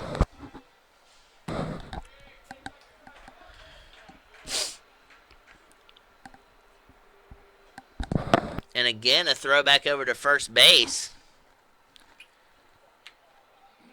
There's nothing wrong with keeping runners close on the base pads, but it seems like to me they're becoming too concerned with those runners and not concentrating enough on the hitters at the plate. And that's a strike outside, on the outside corner. See what Lanford's done on the base paths this year. Let's see. It's like he's 6 for 6, so he knows his way around the bases. 6 for 6. He's got a quick first step to any base that he goes to. And that ball is jacked foul to the right. And if you talk to Tim Raines, or if you talk to anybody who knows a thing or two about stolen bases, they always say it's a quick burst of effort to get up to the running position to steal the bag. And not only that, it's a quick first step that helps propel you to that stolen base. There he goes. And that ball is beat into the ground and short. But a play well made as it transfer was solid. Fire over to first was a little bit wide, but a good stick over at first base retires the side in the 4th inning as the Jaguars come up to the plate, light it up in the 4th inning. It is now 10-3.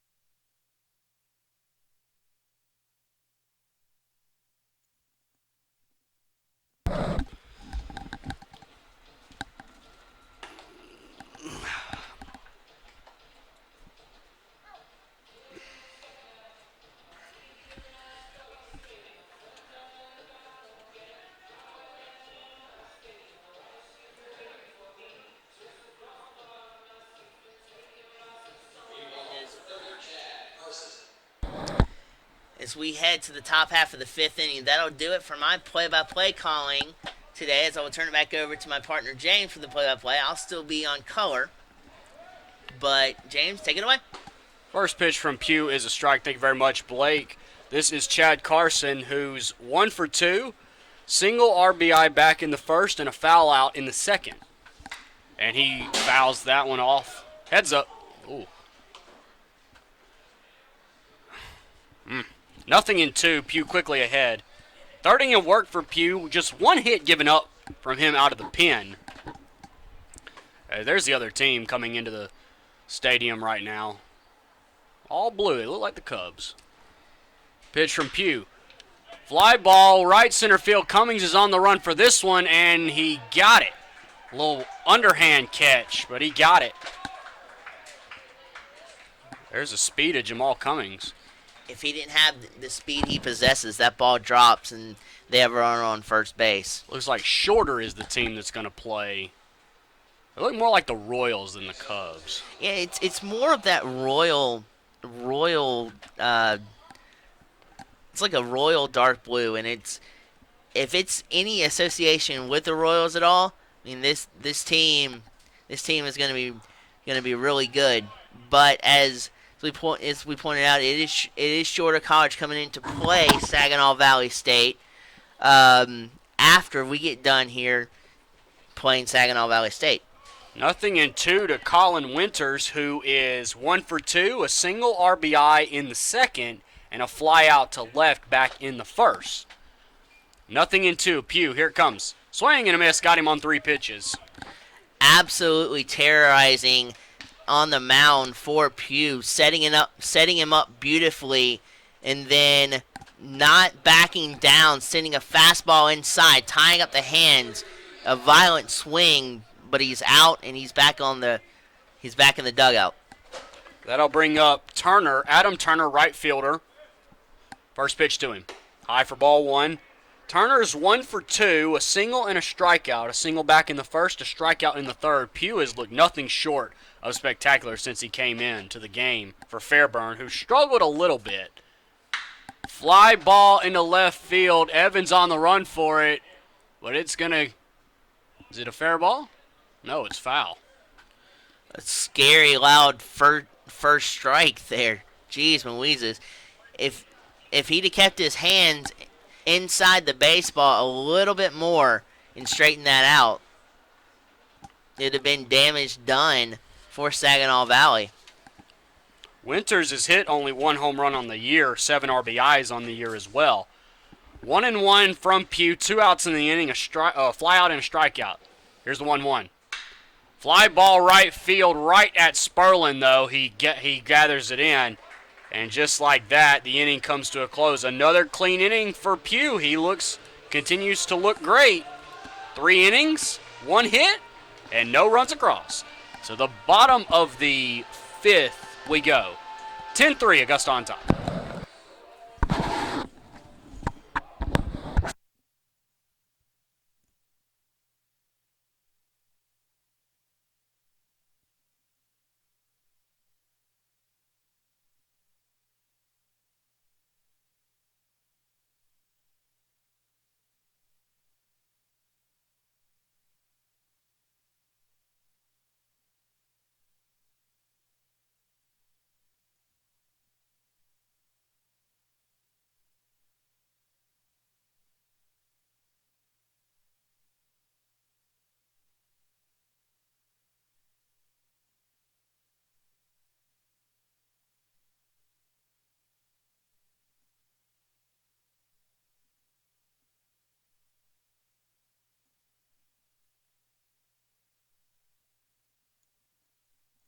Welcome back, Lake Olmsted Stadium. Jay Douglas here. Blake Collins joining me on the broadcast. 10-3 Augusta in front.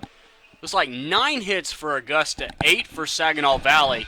Augusta gets a 5-run bottom of the first, and they have not looked back since. Tyler Roberts, the big highlight of this game, a 2-run home run in the third, his first home run of his career. So congratulations to Tyler. A long 4 years worth the wait to get his first career home run. Cole Janowski, your hitter. Ball 1 inside from Hizzler, who is the back out there for his second inning of work. Janausic is 1 for 3 with a single RBI run scored, ground ball foul up the right side. First baseman Colin Winters fields it in foul territory. 1-1 the count, nobody out again. 10-3 your score, Augusta in front. 2 more innings to go for Saginaw Valley to try and get this game tied. Again, a 7-inning game for you. Curveball, grounder to second. Clyde, it goes right through him. That describes the day for Saginaw Valley State, or the first game for Saginaw Valley State. Their day perfectly here today. There's been an air-filled ball game for them, which has cost them runs upon runs, and it still continues to plague them, as you just saw right there. Here's Ty Hobbs, who's 0 for 2 with a walk, reached on an error and a strikeout. And Janausic reaches on an E4. So Mill Hisler ready for his first pitch to Hobbs. Nobody out, runner at first. Right in there for a called strike.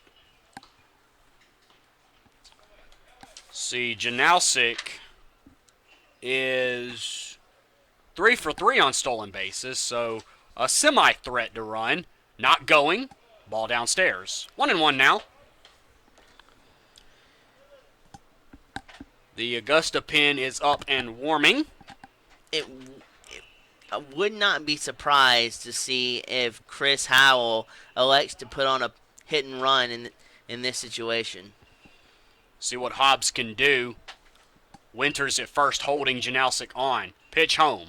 Curveball is fouled off to the right, and it'll get out of play. And land on top of the roof. Man, the roof is taking a beating today. Just imagine what 17 innings did to it. I don't think it's recovered from that. Holy moly. 1-2 to Hobbs. Here it is. Swing and a miss. He got him. Second strikeout for Mill Hisler. High fastball always looks like a steak pitch, and it turns out to be a cheese pitch, and they always swing through it. Great pitch from Mill Hisler, and a great job at setting down Janausic there. Adam Sperlin, your batter. He's 1 for 2, a walk, double, run scored, and RBI. Janausic at first, who reached on the error by the second baseman Clyde. Or excuse me, he set down Hobbs there. My bad. Swing and a miss. There goes Janausic. Throw down, and they got him. Yep. Throw beat Janausic by a couple of steps, and he's caught stealing. He's now 3 of 4. 2-4 on the putout. Clyde covering the bag. 2 outs in the inning. That first pitch, I think, was a ball. And the catcher, Sonyer, in a little bit of discomfort, but now he's ready to go. Mill Hisler back on the mound. 2 outs, bases are empty. Augusta leads 10-3. Pitch. In there for a called strike. Beautiful place slider there, sliding into the inside corner of the plate. So 0-2 is the count instead of 1-1. Mill Hisler, pitch home on a 0-2 count. Fly ball. It's shallow center. Coming in is the center fielder Fitzgibbons, and he made the play. So a clean, well, not really a clean inning. There was an error, but no runs come across, and that is just the second time that has happened to Augusta today. It's time for Saginaw Valley to try and get some runs. They trail by 7. It's 10-3. We head to the 6th. Back after this.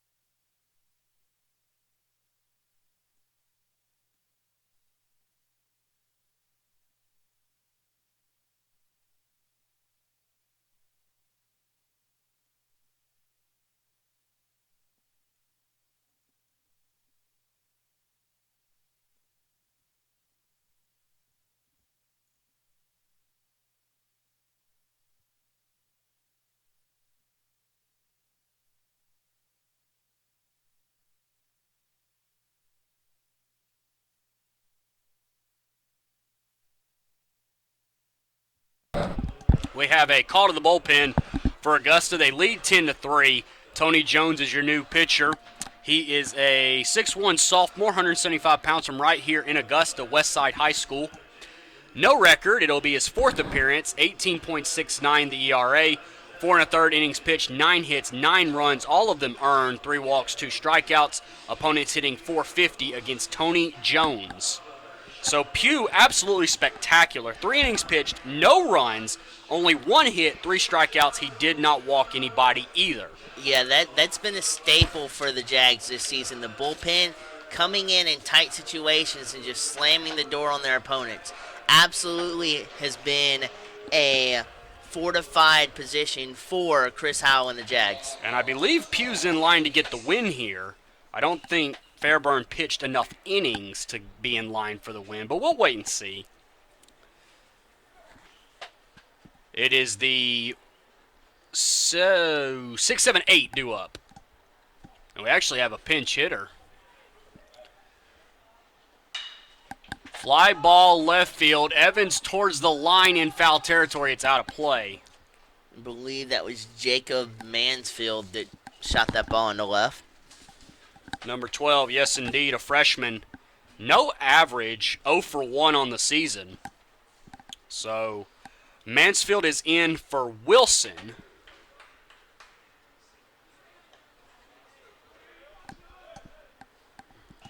Wilson was 0 for strike to Mansfield, nothing in 2.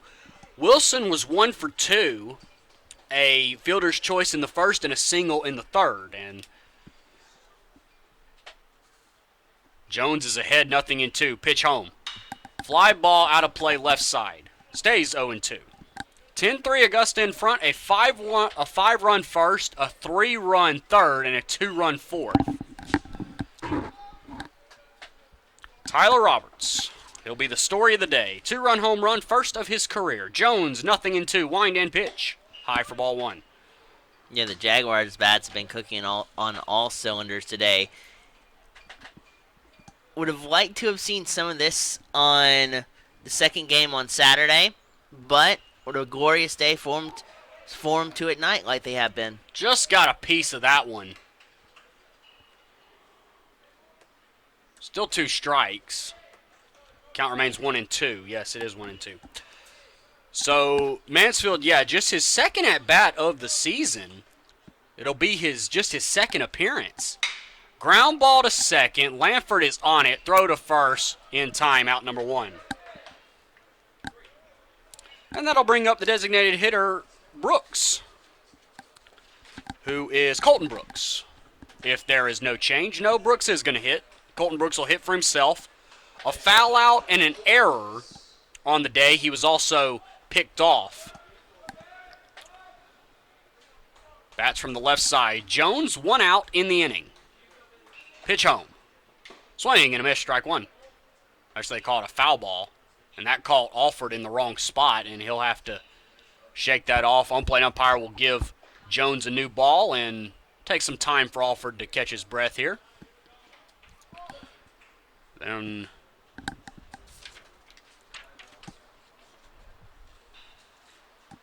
I believe Saunier is on deck. I think we had a jersey change. I think that is him. He'll hit for himself in the 8th spot. The bullpen for Augusta, like you said, Blake, it's been strong today. Just 1 hit thus far in 3 1/3. 3 strikeouts and no runs.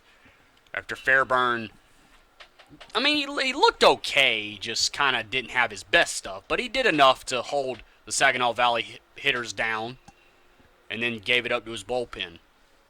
Fly ball left field. Evans has a beat on it, and he's got it for out number 2.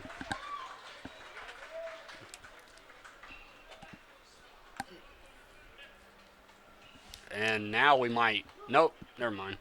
We're going to get a pinch hitter for Swiss if he bats. Number 19 is Mason Schwellenbach, who is a pitcher that's going to hit. And there are no numbers on him. Strike 1 to Saunier. No hitting numbers, at least. There have been a couple of pitchers, especially in the majors, that have pinch hit, and they've done really well.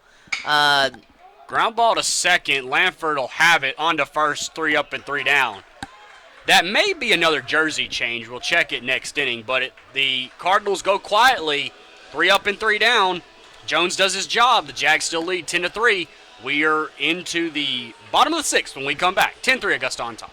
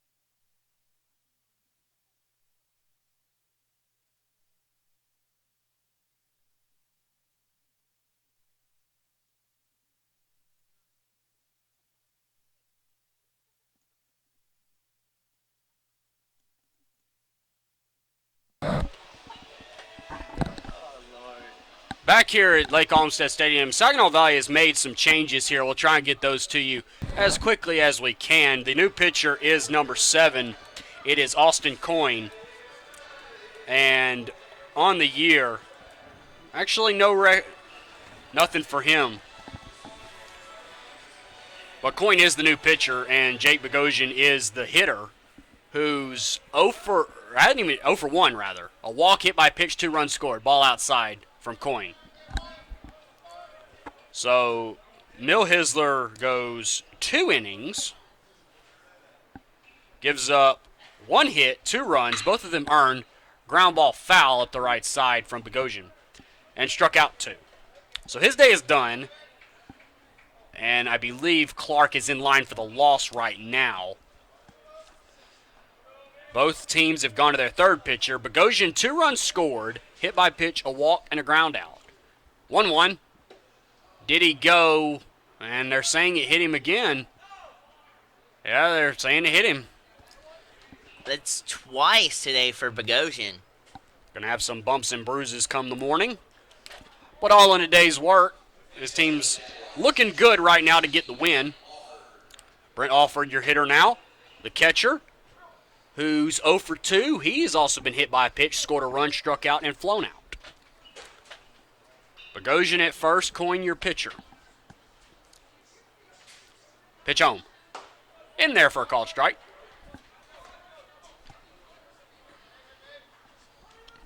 Good job of nailing down the inside corner there to get ahead of the count. Nothing in 1, nobody out. Jags lead 10-3. Pitch home. Bounced up there, blocked by the new catcher, and Bogosian is down to second. We either have number 20, Garrett Soule, behind the plate, or number 15, Craig Wilson, who I thought had gotten pinch hit for, actually. So, actually, he's been replaced in left. The back straps of the catcher is blocking the numbers, but I'm thinking that's 20 behind the plate. Well, we have a new left fielder then, because Wilson is out of the game now. So, a new left fielder and a new catcher. Alford at the plate. Coyne is your new pitcher. With Bogosian at second on, I believe, I think that's a pass ball. Maybe a wild pitch. Fouled back our way. It hits the screen. 1-2 to Alford. So Saunier is now out of the game. The catcher, the initial catcher. Coyne has a 1-2 count here to Alford with Bogosian at second, who was hit by a pitch. Coyne ready. Here it is. Outside, gets away. That'll be a wild pitch, definitely. And Bogosian on to third. Not even a chance for the new catcher, who we believe is Garrett Soule, to get that ball. If you can think of it, every pitcher for Saginaw Valley has come in and started the game wild. Not really effectively wild either. Swing and a miss, struck him out. So Coyne able to come back and get Alford, but Bogosian still stands at third. And Carrington Evans will be the batter, who is 1 for 2. I'm sorry. No, 2 for 3. My bad. 2 singles, an RBI, a run scored, a stolen base, and a strikeout. Strikeout looking back in the fourth. Bogosian at third, who got hit by a pitch and had 2 wild pitches. Evans on it, but a little bit late. Just missed it. And a pinch hitter for Jamal Cummings is in the on-deck circle. That's number 21. And that is, who is it? Oh, Patrick Watson. Found him. Patrick Watson. Evans fouled it off again. So Cummings' day is done as we near the end of the game. But Evans able to hit for himself. Interesting to see who goes into center when we enter the top of the 7th, rather. Last chance for Saginaw Valley, and he went, and that's it for Evans. 2 strikeouts on the day for him, and now the before-mentioned Watson will come to the plate. 2 straight fastballs to Carrington were taken, and then Coyne comes back with a changeup, ties Evans up, and that's what set him down. Patrick Watson, 176 hitter, 3 for 17, a home run and RBI, and a double. 412 the slugging percentage, 263 the on-base percentage. He's walked twice and struck out 10 times. The leading strikeout guy is Jim Wagner, who has not played today. Ball outside from Coyne.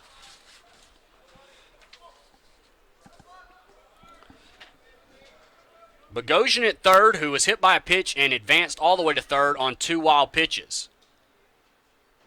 Run at third really doesn't matter. Augusta has a huge lead. Ground ball to second. Clyde is on it, into the glove, and out number 3.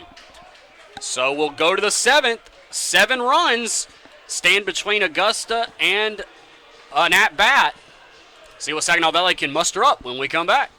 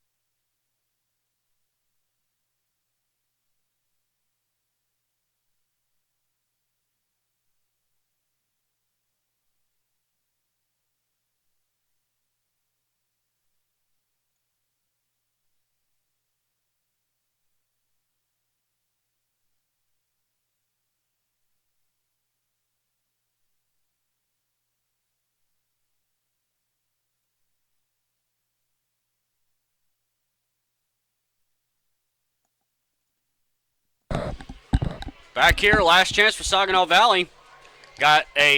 So the outfield looks like this. Sperlin in left, Evans in center, and Watson, who came on to pinch hit for Cummings, in right. So that's your new outfield.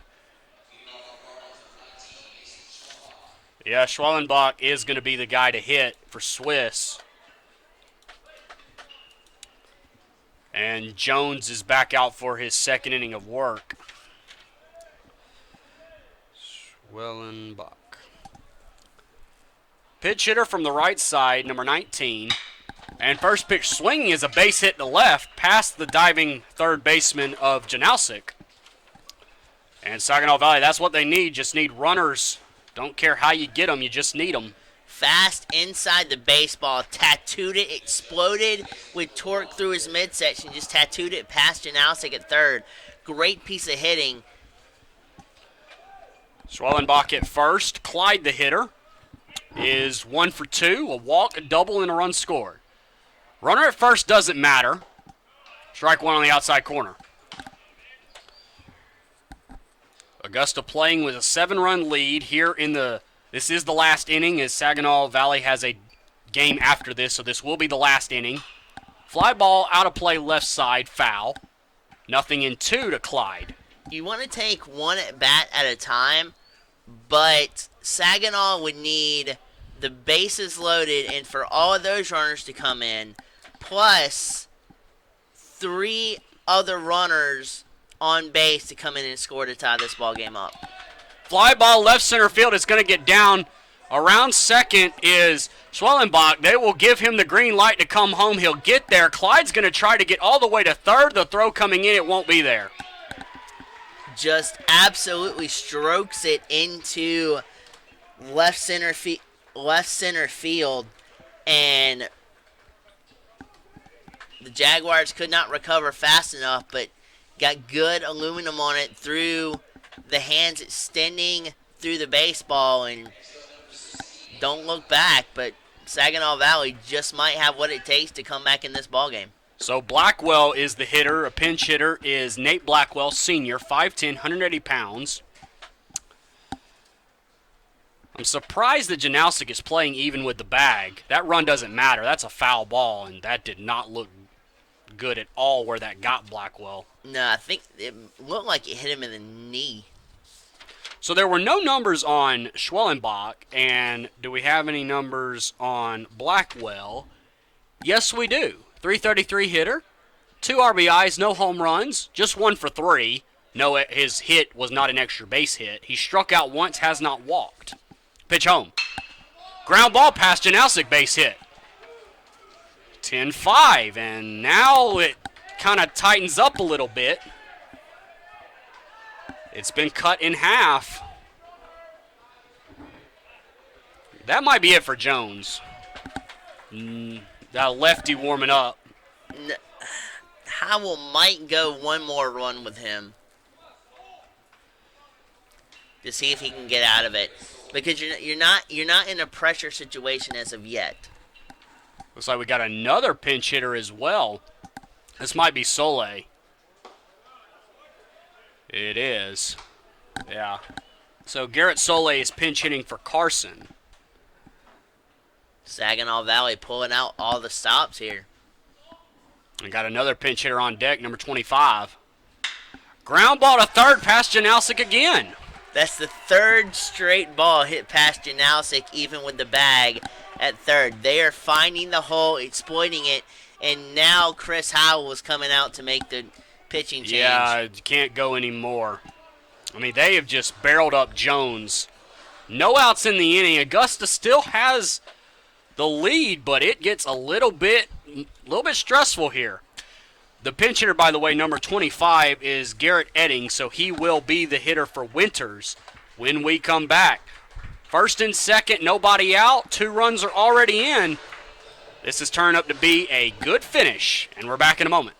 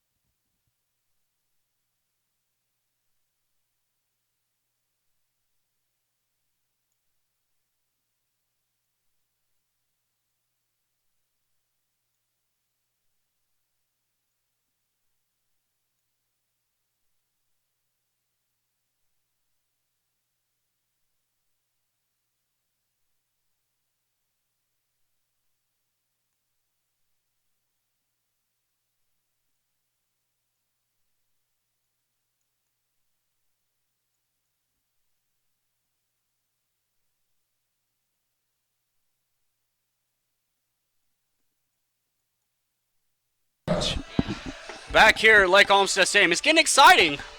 Tony Jones could not get the job done. He is pulled for Jordan Kelly, who does not have a save. This is not a save situation yet. 4.15 the ERA, no record. Sixth appearance for Kelly, 4 1/3, 6 hits, 2 runs. Both of them are earned, 2 walks, no strikeouts. Opponents hit .333 against Kelly.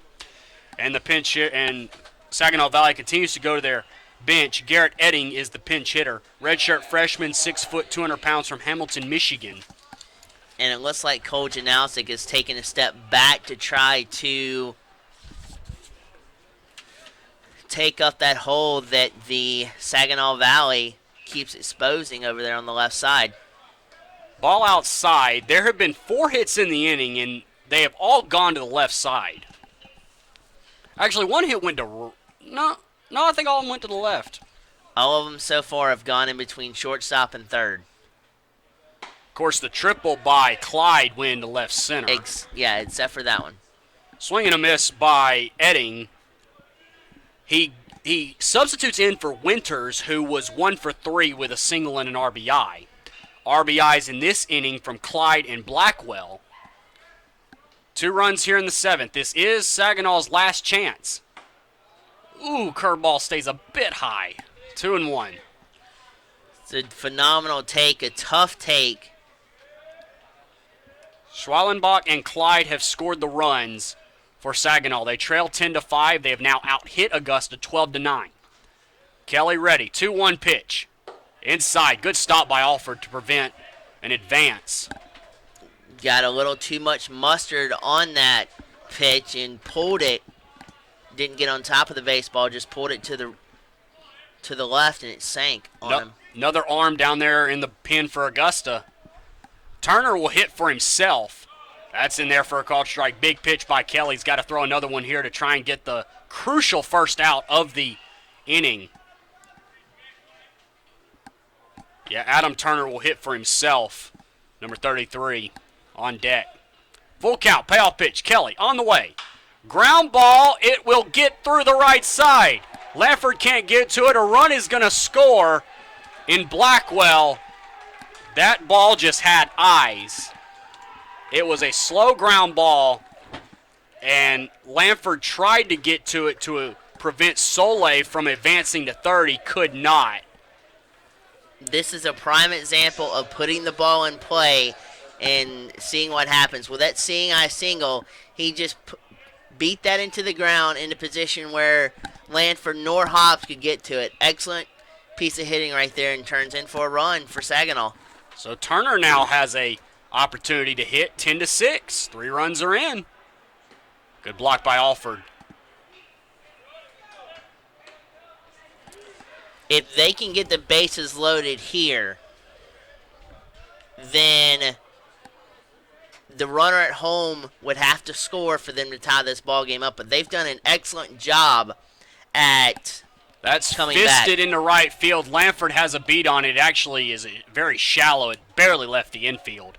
But Lanford ranges a long way to get that one. That is the big out that Augusta needed, and now Mansfield will come to the plate.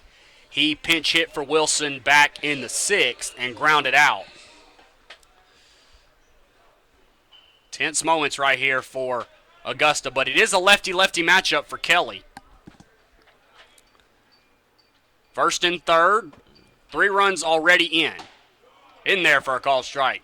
That bit toward the inside part of the plate, inside corner, pegged perfectly. First and third with 1 out, 10-6, 3 runs in on just 1 extra base hit. There have been 4 singles in the inning and the 1 triple. That gets away from Alford. A run's going to score. That is Soleil coming in. And he scores the 7th run of the day for Saginaw. It is the 4th run in the inning. Not only that, but that wild pitch takes a double play out for the Jaguars. So now they will have to get 2 outs on 2 separate plays to end this ball game. Pitch from Kelly. A little bit too inside. 2-1.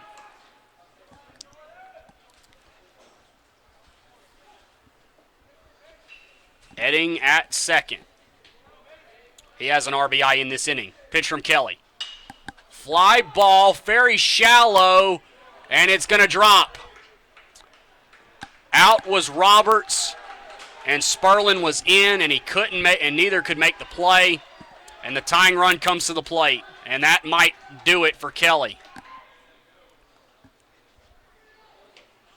And number 9, Brooks, coming in the DH. 0 for 3 today, but he's the DH for a reason. And that is it for Kelly, a third of an inning.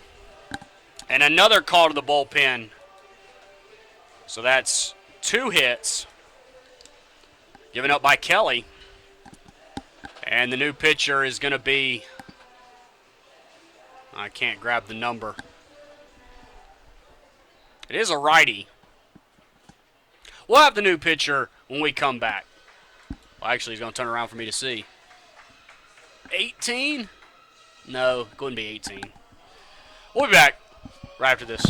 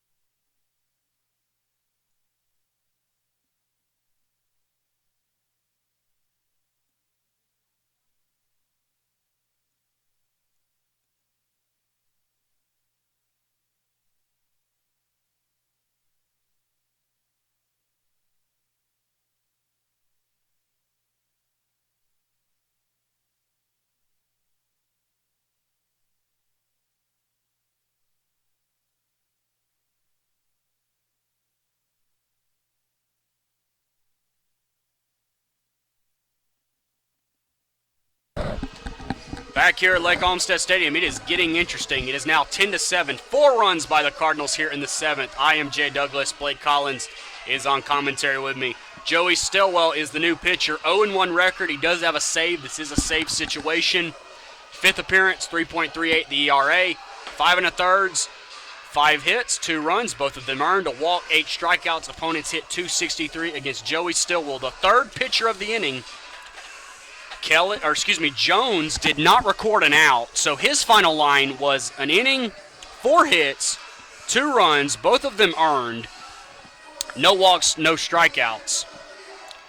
And it is now 2 runs for Kelly.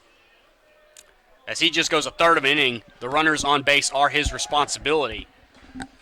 Stillwell in a save situation, trying to nail it down, just 1 out in the inning. Double play ends the game. 1st and 3rd. The runner at 3rd is Edding. Edding. So if you're Brooks at the plate, your game right now is to elevate the baseball. And the runner at 1st is Mansfield.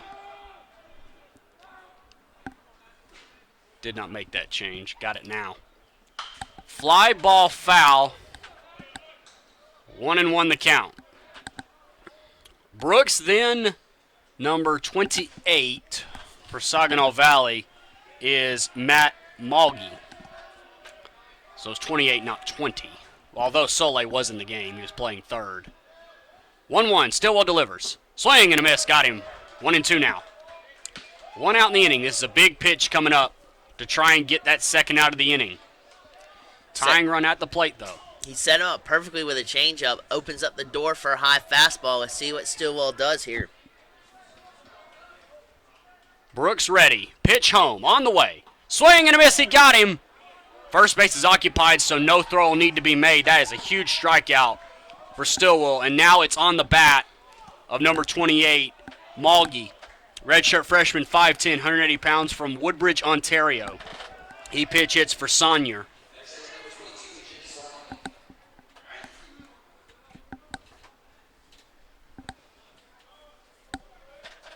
So, first and third, 2 outs. Augusta leads by 3. Tying run at the plate. Pitch home. Outside for ball 1.